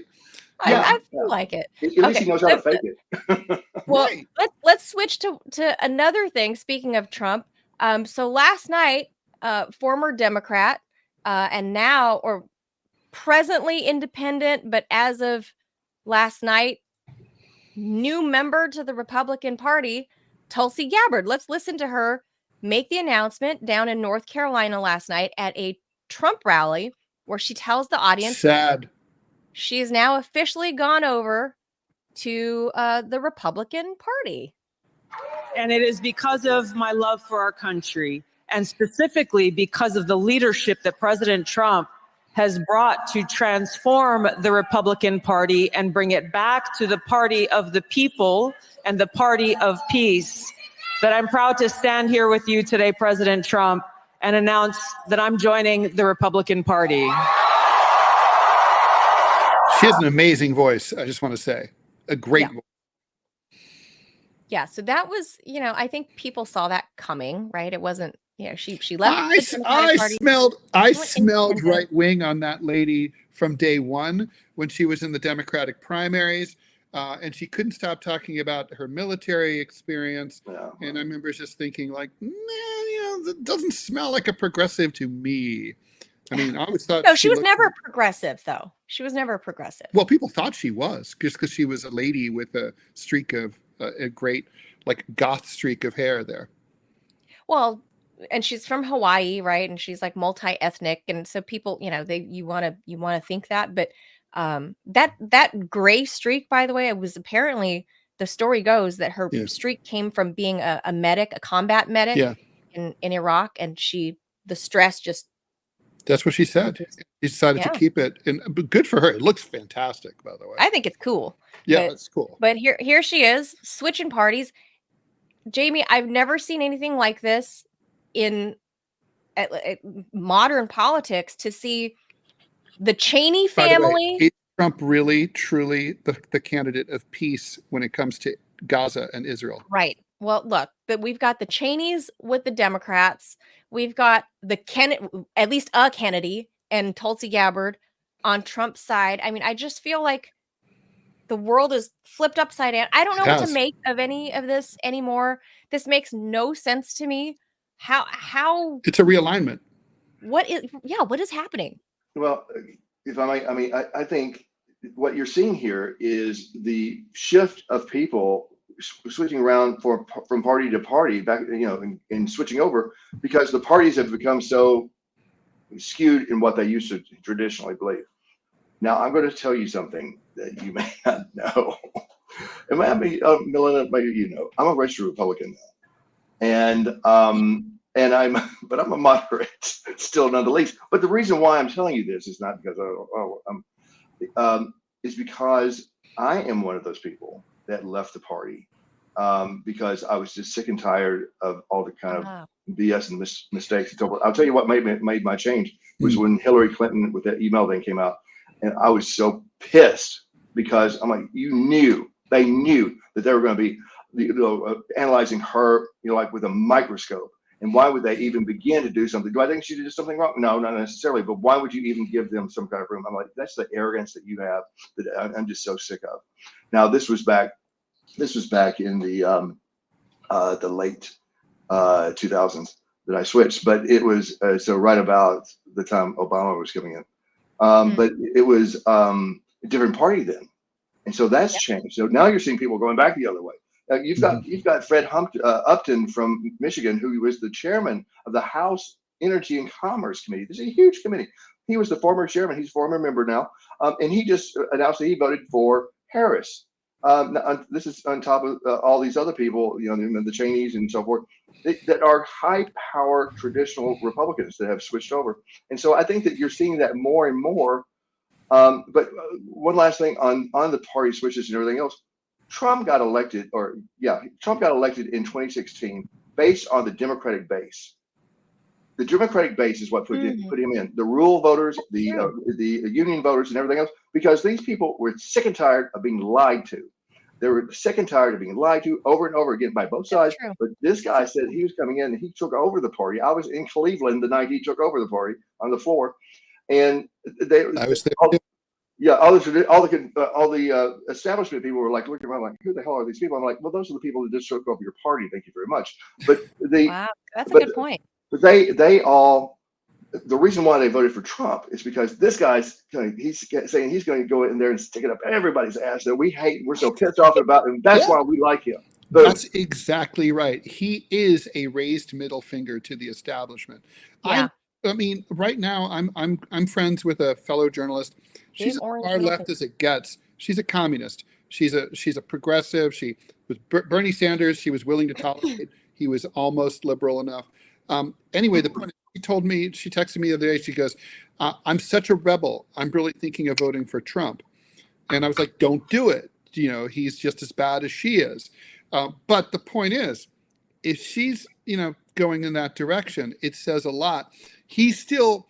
The question here really was the calculus that the DNC had to make when they were figuring out how to do the switcheroo to put in Biden and run her was, is this a change election or not? And I think it's clear it is a change election. Therefore, in a change election, you want to be the candidate of change. Even though he was president of the United States for 4 years, Donald Trump is still 6 years old. He's still the change candidate. She could have chosen to be the change candidate, or the DNC could have chosen to make her the change candidate, but they didn't. No, he still represents. He's the big orange middle finger. Oh yeah, he really is. One last topic, Jamie, I'm going to throw at you here is, and this is something that really annoys me, is that we talked about it in our headline section before you popped on with us.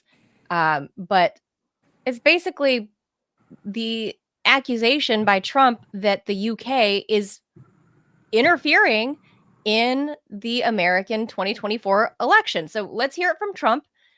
Here's a quick soundbite. Let's listen to that, and then we'll react on the other side. Donald Trump's campaign accused British Prime Minister Keir Starmer's Labour Party of blatant foreign interference in the U.S. presidential election in favor of his rival, Kamala Harris. The complaint cited a now-deleted LinkedIn post from the Labour Party's head of operations, who wrote that nearly 100 current and former staff would travel to the U.S. to campaign for Harris. Trump's team filed a complaint with the Federal Election Commission calling for an investigation into what it termed apparently illegal contributions from the Labour Party to the Harris campaign. British political activists have long traveled to the U.S. ahead of elections, which is allowed under U.S. rules. What isn't allowed is for these volunteers to make financial contributions. The allegations of interference in this case will hinge on whether the Labour Party covered any activists' costs. Starmer said that didn't happen, and Deputy Prime Minister Angela Rayner gave a similar answer when asked about this in Parliament. Will the Deputy Prime Minister join me in applauding the brave Labour staff members who've travelled across the Atlantic to campaign against Donald Trump? People in their own time often go and campaign, and that's what we've seen. It happens in all political parties. People go and campaign and they do what they want to do in their own time with their own money. While the complaint could complicate U.S.-UK relations if Trump wins the election, Starmer has denied it would have any impact. All right. For those who can't guess, I'm a little peeved by that because it's a personal thing, right? Having, worked at RT America for almost a decade, and I sat through this during the whole, Russiagate, Russia collusion, Russia, some troll farm bought, like 100 Facebook ads, and that's election interference. But when you have like dozens of like actual politicians from the UK coming over here to the US to stump for Harris, I know that's technically in and of itself not against election laws or campaign violations or anything. But when the money gets involved, when there's money involved, and that's the accusation here, is that the party was paying for these political activists from the UK to come stump for Harris. That could qualify as election interference. So I think Trump might have a case here if it turns out that there was money exchanged and money changing hands from the party to come this way to support Harris. That could be a bad thing, but why is the mainstream media not saying this is election interference when there was no evidence of Russia collusion, but we heard about it for 6 years? We still do. Because we don't like the Russians. I Liz Truss is so cute. I don't mean to be a smartass, but it's true. I mean, it goes back to the Cold War. It's like, it's like the Russian, who's always the bad guys in the movies? The Russians, so it is, I have mixed emotions about this. Number one, I don't really see that this is going to make that big of a difference anyway. I mean, and if what you go and do on your own time is your own business. And I have worked with people that have been from other countries that have come to work in our campaigns here in the U.S. I mean, they were Canadian, but I mean, but it's not technically another country. Technically another country. Though, no insult to the Canadians. I love the Canadians. I love the Canadians. But the thing is, I want to point out that this is not something that we don't not do in the U.S. To go over and affect other elections and campaign and do all these kinds of things. We try to pull our strings in the way that we want to. So I think it's a little bit hypocritical for us to be. If this was really affecting and having a huge impact on the campaign, well, hey, let's talk. And if this is a huge amount of money, hey, let's talk. But if we're talking about some people that are coming in and doing some minor campaign, but basically, I can tell you what happens a lot on these kinds of things. It's a vacation. It's a way to, it is, you go do some campaign work, then you go out to dinner and go drinking, all that kind of stuff. I know because we've been there. And so it is, it's going to have a lot less effect than I think is being portrayed.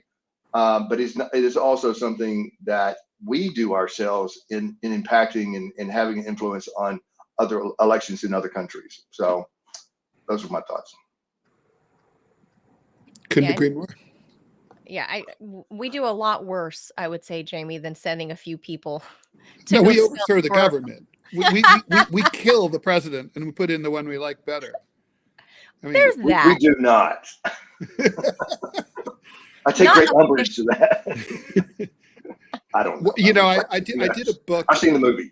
I did the book with a very provocative title called The Anti-American Manifesto. And I told my publisher I wanted to have like a addendum that's just written very small of every U.S. intervention and regime change in its history. And it got really kind of out of control. The page count, even like when we had it down to like a 5-point font, it was kind of like, this is going to be half the book. We have to trim this. It's like, it's too much. Just at the end of it, just at a certain point, just keep going, et cetera, et cetera, et cetera. Like you get the idea.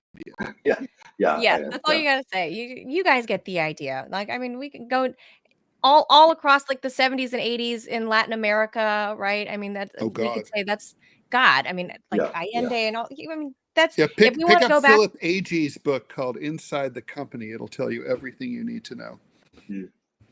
Or like the manufacturing consent, Noam Chomsky's manufacturing consent, right? Like he goes into detail about what happens in the 80s in Latin America, and for folks that don't understand the migration crisis coming from Latin America, it actually began like 40 years ago. It's not a recent thing. It began from 40 years ago from U.S. interference in their elections down there. So you don't like, those Latin Americans coming up to North America.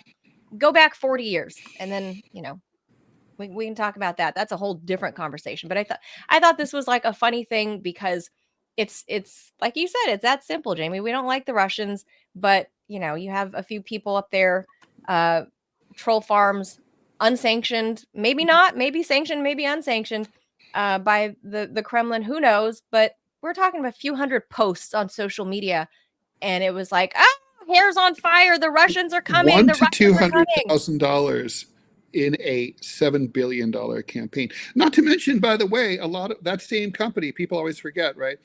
They did a lot of pro-Hillary ads too. I mean, so it kind of was like, it was a troll farm. That's what it was. It was a click operation. It wasn't about election interference. That's what scares me the most. Sorry, go ahead.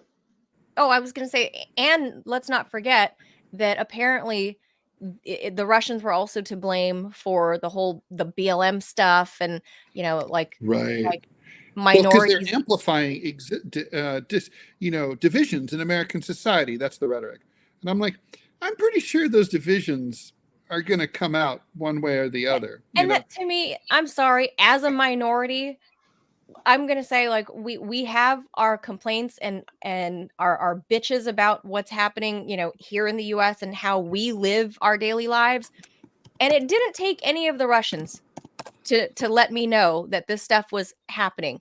It's stuff that we live through every day. And like I said at the top of the show, like I grew up in a like heavily, we're talking 80+% Mexican neighborhood near East LA, at the East LA border.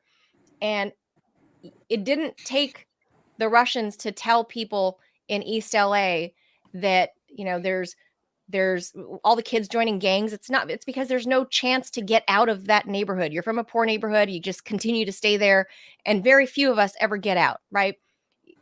The discontent was there. It didn't take the Russians to tell us about that. It was there. And so my point to this is that it takes, when the media says, oh, it's the Russians doing it, their election interference, they're, making all the minorities disgruntled. No, you're taking agency away from us minorities and our voice and what we actually see as reality. They're taking away the agency of us to speak for us, to say, oh, and they also get to blame the Russians, which, like you said, the US government hates. So, it's a twofer. Yeah. All right. Well, let's let Jamie go. Jamie, thank you so much for joining us. Always a pleasure. Great to see you again. Please come back again soon. Yes, Jamie Finch is a former National Transportation Safety Board official and an aviation expert.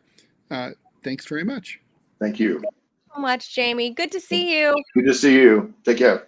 Bye. Bye. Bye-bye. Okay, so our topic for the day for our guest, for those of you who listened to us on our previous program on the radio, you might be familiar with this voice, and now you're going to get to see their face, maybe for the first time for some of you. I'm going to go ahead and a handsome face it is. So it's a good looking face. Yeah. Let me add them to the stage, right there. That's a good looking face. For those who don't know, hello, that is Peter Coffin. Peter Coffin is a video essayist with more than 250,000 YouTube subscribers. He's going to have to tell us how to do that. And in their book, we need that help. Reality, in their book, Custom Reality and You, they explore how reality works in a world where profit, like Walmart, is the driving force.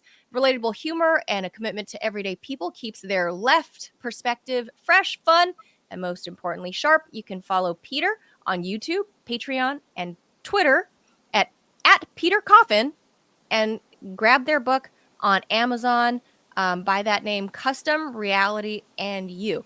So, Peter, so nice to see you. So nice to. I've never seen him before. I've seen his picture still. Yeah, I came in to just relieve everybody all the tension from the last story. Holy crap! Right?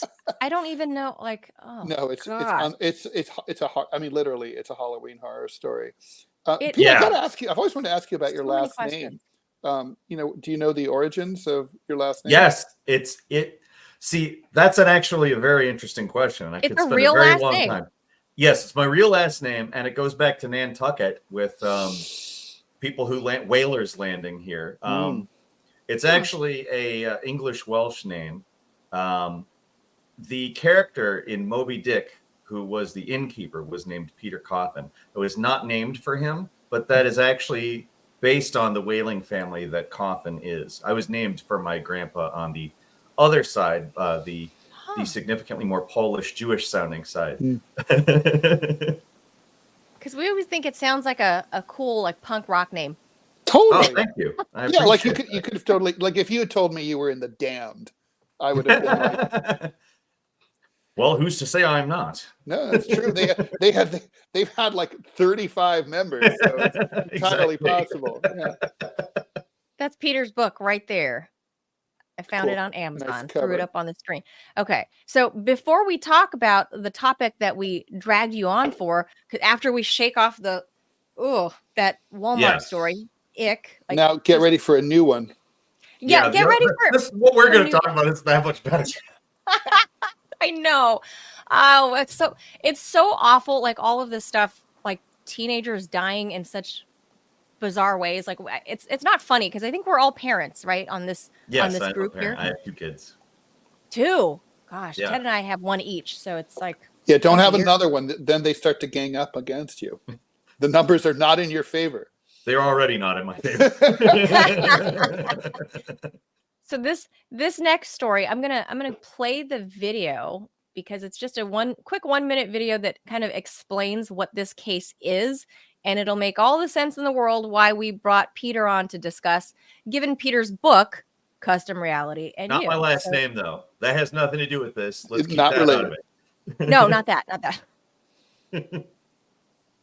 Oh, no volume. Hold on. Megan's- Hold on. Let's start over. An AI chatbot conversation turned deadly. Megan's 14-year-old son, Sewell Setzer, tragically took his own life after falling in love with an AI chatbot he called Daenerys.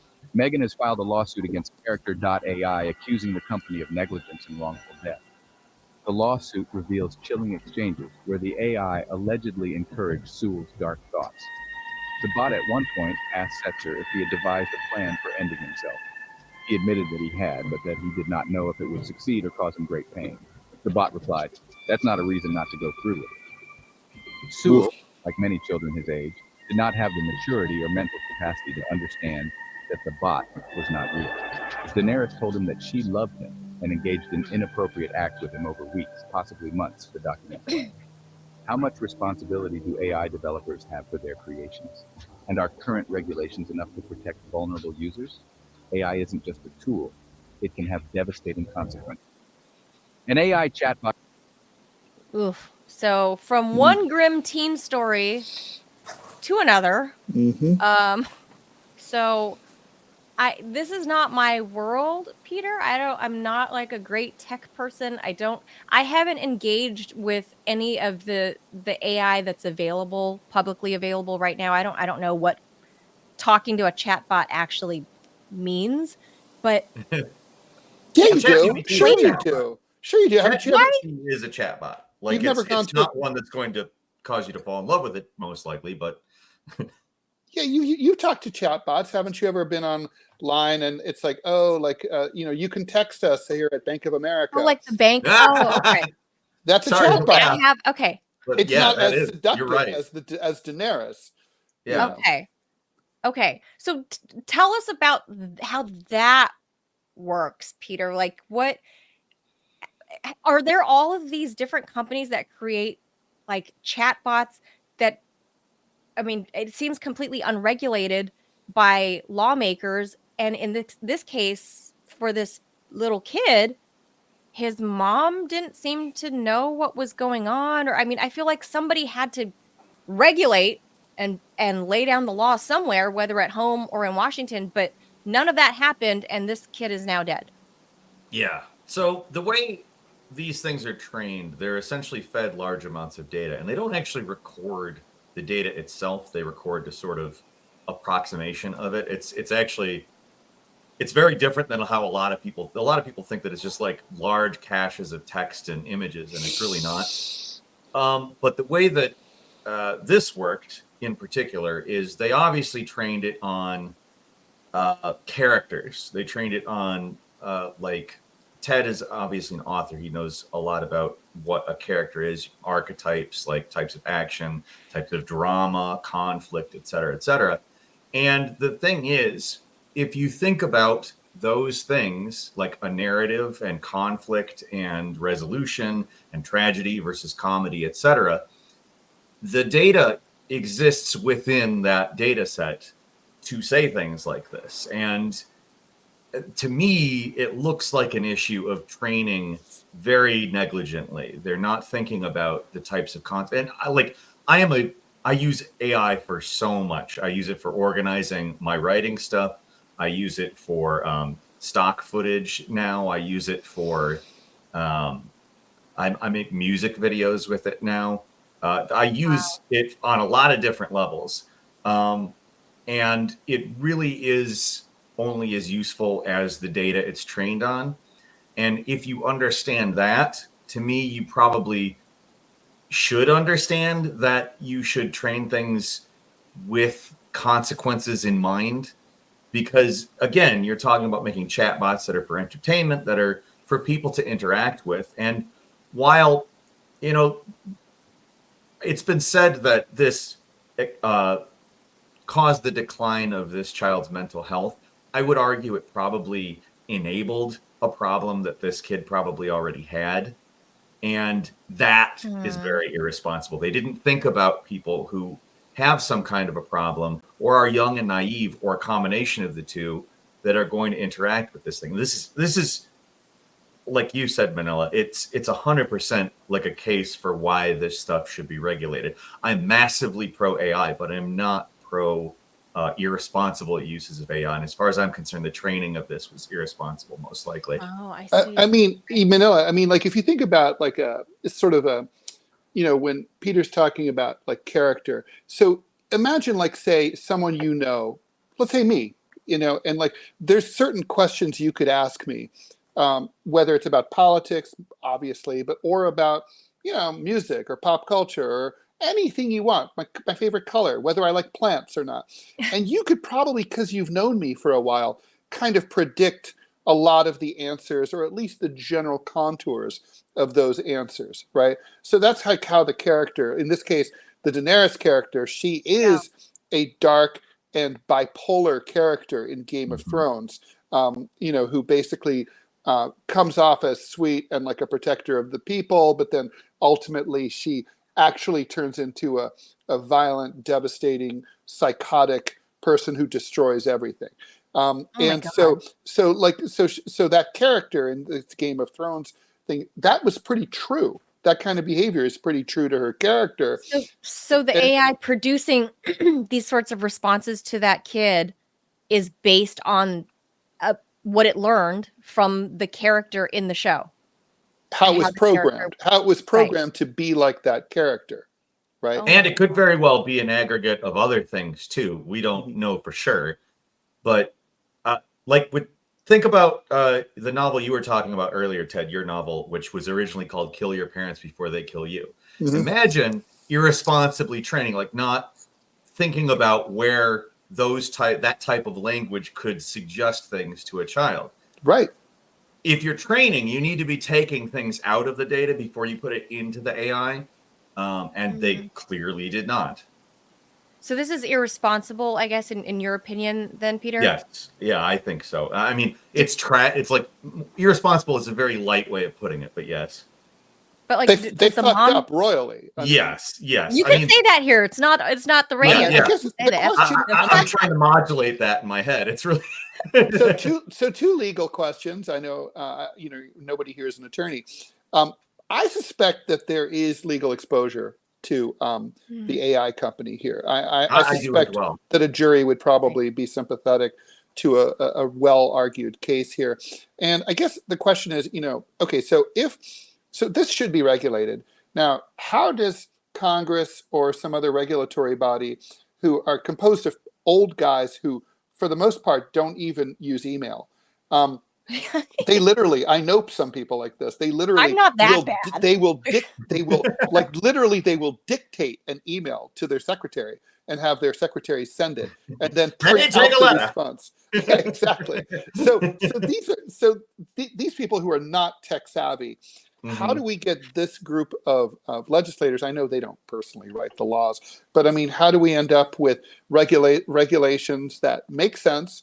Do we need a new governmental department, a bureau of AI monitoring or whatever, composed of experts in the field, where they hire people from Silicon Valley to work on this? I mean, how do we get there without crushing the baby in its crib? That's a very good question. And I think one of the things is that people, the general public, the voting public in particular, needs to be more educated about how AI works. I think without that baseline, we're not going to get anywhere. I think that you did propose some good ideas.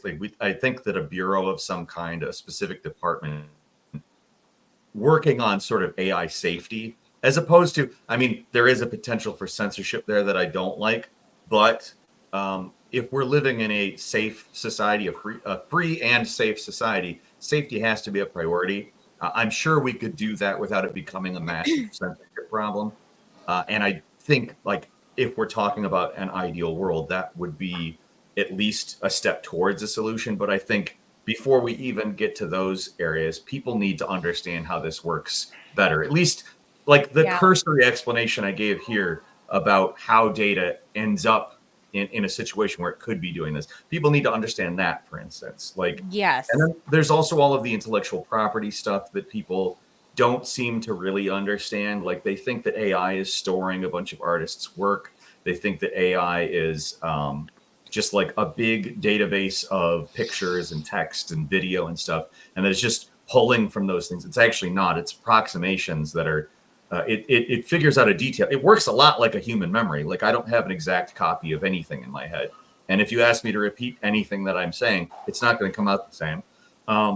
But like, there's a lot of things that people just don't understand about this technology that I think not only allows these larger entities to get away with stuff that is kind of negligent like this, but also ends up with people who think like, oh, I can start an AI company and make a bunch of money, and they don't really understand what they're doing. They just hire somebody, and maybe their underlings know what they're doing, but it doesn't really matter as long as the boss is telling them to do something. I mean, there's a lot.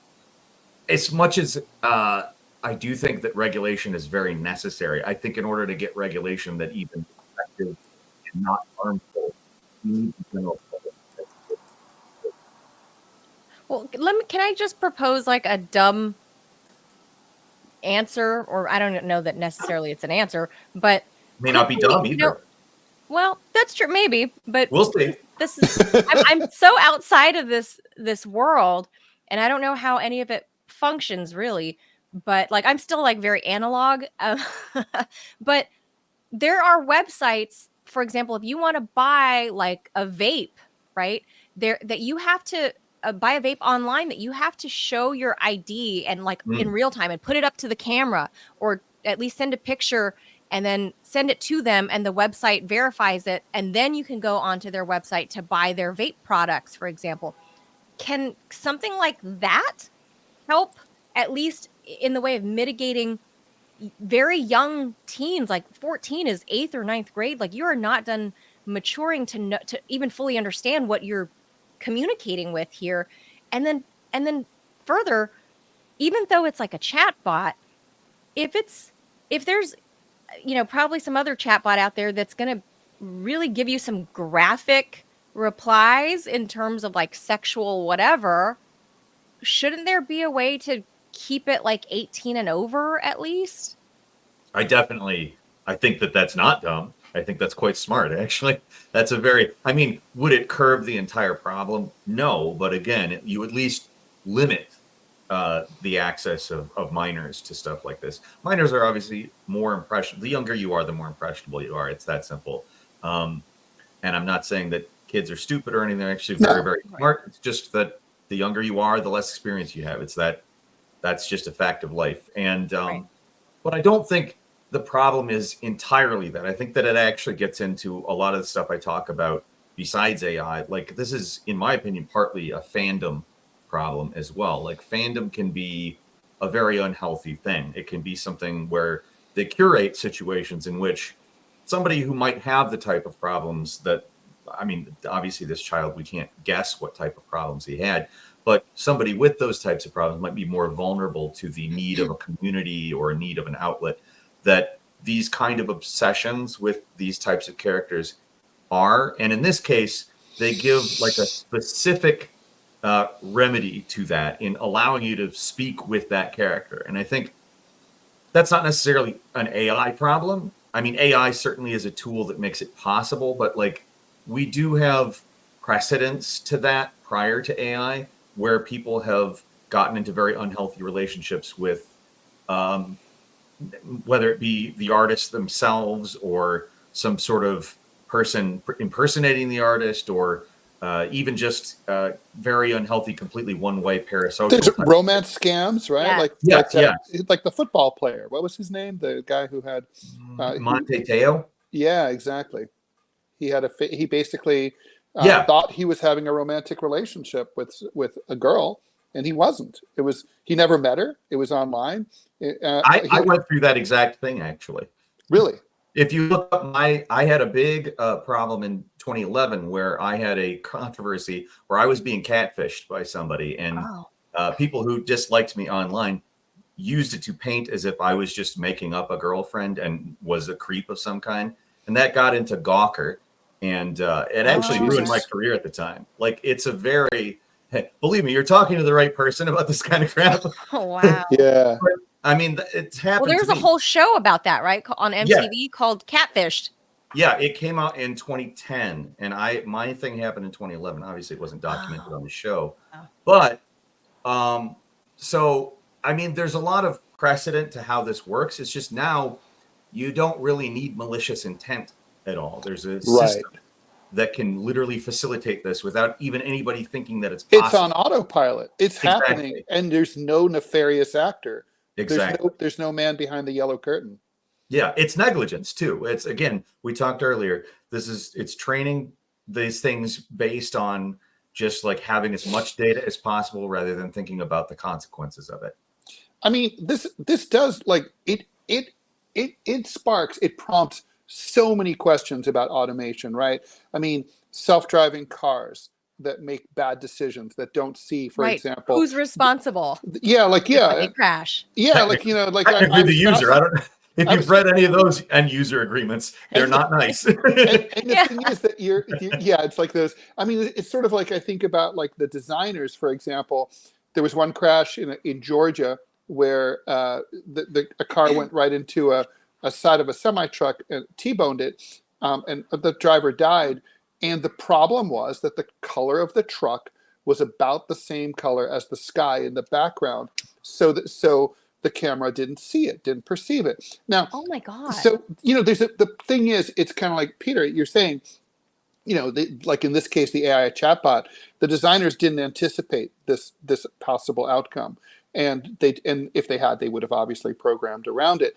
But no one is clairvoyant, right? Nobody can. So basically, the way that these systems work is they're developed. Ideally, they're tested over and over. You get really smart people, a lot of them, to try to think of every possible scenario.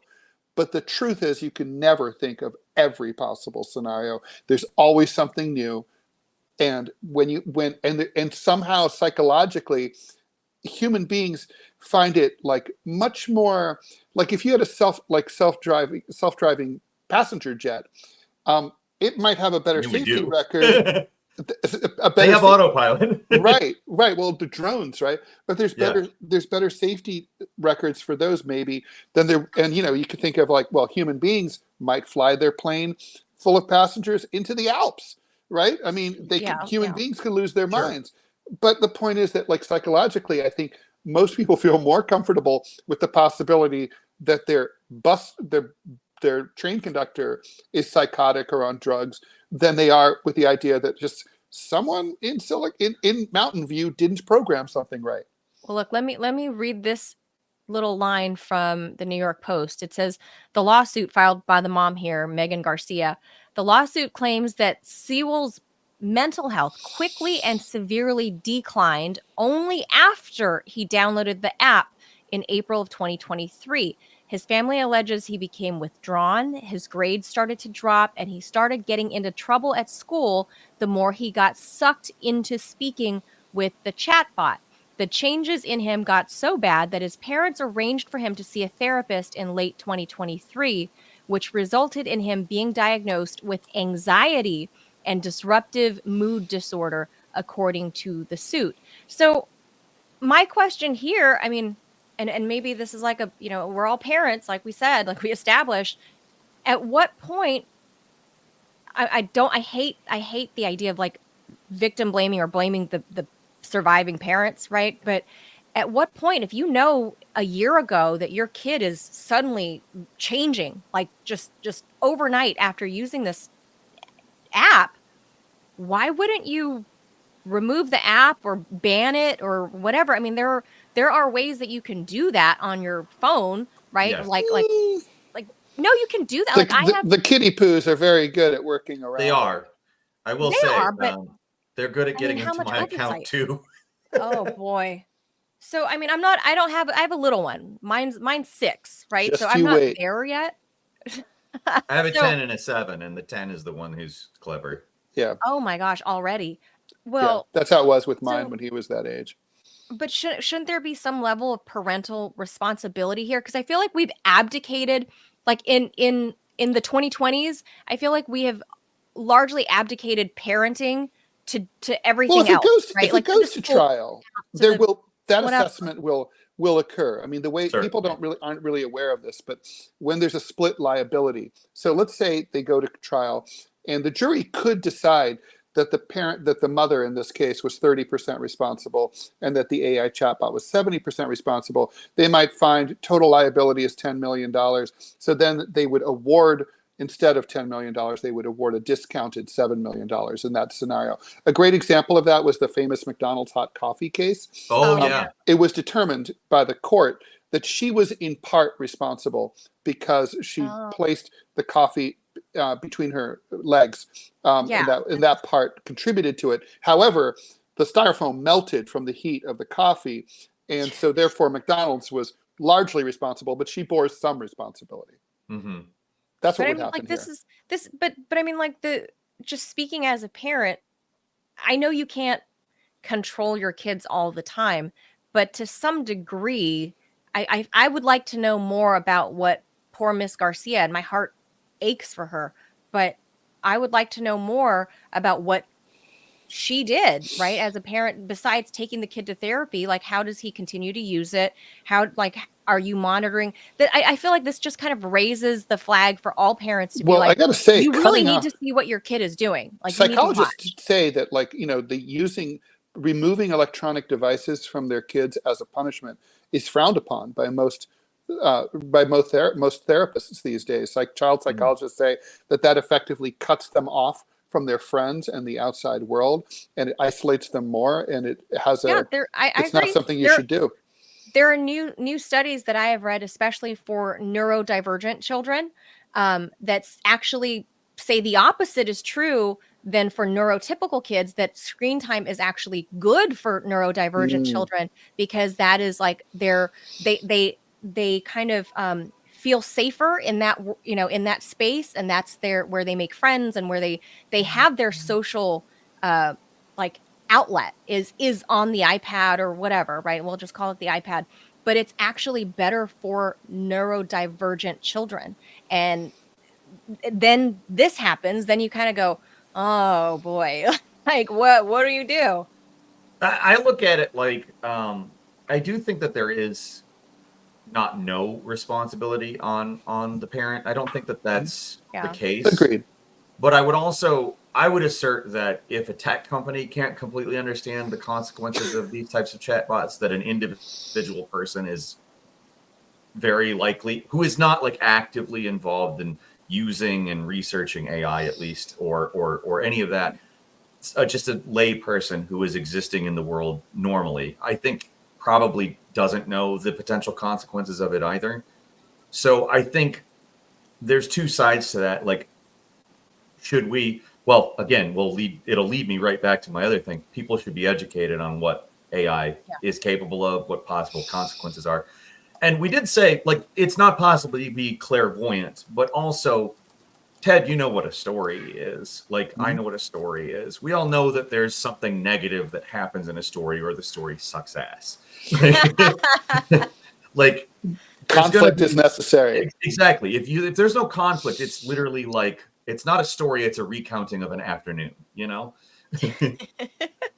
So, like, when people are training on that type of data, specifically narrative data, I think that should be something they can anticipate a little better than perhaps a Tesla not being able to tell the difference between a reflective trailer and the sky. I think that's maybe a little bit more common sense of something. And again, like I said, we have precedent in other areas where the same kind of thing happens for similar reasons. It's just, it's not automated. Automation is wonderful. It's incredible. It gives us a lot of great stuff, but a lot of it it's based in using the technology in a manner that actually, like, produces, or it's productive rather than not productive. And it's easy to use any tool for that. Like, I could just go around and smash holes in my wall with my hammer all I want. That's a misuse of a hammer. And the way that it works out is to use things the right way, A, and have people understand how it works, B. Yeah, automation is a double-edged sword, right? I mean, yeah. I think about, like, if you drive a fairly late model car, you probably have a car that tries to guide you and keep you in the middle of the lane. Yes. Or it senses drives that me crazy. Actually, I hate it. I hate it. I turn mine off too. They don't always let you turn it off, especially mine doesn't let me turn it off. Mine doesn't either. Oh. I hate it so much. And if it lets you, I bet you could, like, get under the hood maybe and reprogram it if you were brilliant. But I couldn't. But the point is, I can imagine situations in circumstances under which that could be dangerous. For example, let's say someone's bearing down on you and you want to punch the brake and get out of their way. But there's a vehicle in front of you and it says it'll stop you because you're too close. That you could end up getting rear-ended. So it's a positive. Well, I mean, look, a seatbelt. Seatbelts generally save lives, right? My car once went into the Gulf of Mexico. I was really glad I was able to get that seatbelt off and get out of the car before it went blub, blub, blub. So everything is a double-edged sword. Oh, you're almost Teddy Kennedy style. Technology, just in general. To us Teds, we like to drive into the water. I will say, apparently, to wrap it up with my book, where profit is the driver. I'm gonna put that up there. Yeah, this is a perfect example of that. Like, they're not thinking about the consequences of things. They're thinking about how they can make money, and how they can make money is by giving, in the case of an AI chatbot app that emulates a character, is by giving the person with it the experience that they want. And this child wanted a romantic relationship with Daenerys Targaryen, which sounds absurd, but, like, ultimately the machine is programmed to give them what they want. That's profit driving reality. It's not that absurd. I mean, it's just a form of pornography, right? I mean, that's a good way of putting it, actually. Yes. But that's what it is. It's profit driving the reality of this kid, in all seriousness. It's playing into people's fantasy lives, which are extremely important and in many cases very positive. I mean, we wouldn't be human beings without rich fantasy lives. And so, but it preys on it, and I mean, even if we just assume that there's nothing nefarious, that clearly short-term profits were part of the problem here. Absolutely. Yeah, I feel like my dumb simple fix, ID everybody that with the no, that's not a dumb simple fix. I don't think that's dumb at all. Maybe simple, but not dumb. A lot of stuff should be ID'd, really, truly, online. Oh yes, yeah, far more than just this. Yeah. Like if you can't buy cigarettes, a kid can't walk in to go buy cigarettes, then you shouldn't be able to, or forget cigarettes, walking into a porn shop or a strip club, if a kid can't do that to live out his teenage fantasy, then he maybe shouldn't be able to just log on and, download an app, so that could do this, because this is like that AI threat that people that are like me, that are not, super techie, are kind of fearful about, because we read stuff like this and we go, holy crap, It's terrifying. AI is gonna kill us. That's This is, as Alvin Toffler would call it, this is future shock. Yes. But here's the other thing to think about. Is it AI killing you, or is it a person who's programming AI killing you? That's correct. It's ultimately like the driver of the car is the person who runs it into the wall, or the pedestrian, or whatever. Guns the don't car kill doesn't. people. Yeah. Right. Guns don't kill people. People kill people. That's Well, true. It is true. They have to choose to use it that way, or Right. negligently use it in a manner that harms someone. But it's like gun control. You can you can't eliminate the harm. You can mitigate it, though. You could say, for example, we But want it's the Wild smaller, West right smaller now capacity with AI. magazines, blah blah blah. Yeah, But it's the Wild West. It's exactly, and that's, if we think about it the way that it is, though, where it's people driving it, then it's people that can be influenced or regulated. Like, people have to do things a certain way to get more safety in our overall AI environment, I guess. Yeah, and certainly the dinosaurs on Capitol Hill who don't even know how Facebook works. Yeah. Facebook that was so 15 years ago, they're the ones trying to regulate this. So I think that's really funny. So they need to call up people like you, Peter, seriously, Yes. to consult with. Congressional hearings. Yes, I for these would love to do. congressional That would be hilarious. That would make so many people so mad. If I I'm going to put that out there into the universe. I'm just saying, putting that out there into the universe for Peter Coffin to testify at Capitol Hill about regulating AI, because I feel I'm like all for it. You put it in a way that even I understood. So I appreciate that very much. Thank you. This was amazing, I Peter. appreciate Thank you it. so Yeah. much. Thank you so thank much you for this very much. conversation. Thank you so much. And I'm going to put the book up there one more time, so that way everybody can go check out Peter's book, available right now on Amazon. You guys go get it. Peter Coffin's book, Custom Reality and You. Peter Coffin, of course, is the author of that book, and a YouTuber with a lot of viewers. We're going to have to pick Peter's brain about that too. So go check out Peter's book. Thank you so much for this conversation, Peter. We hope to have you back. Of course. Thank you a ton. Thanks, it was Peter. Great. Thank you. Clovis loved you. Bye.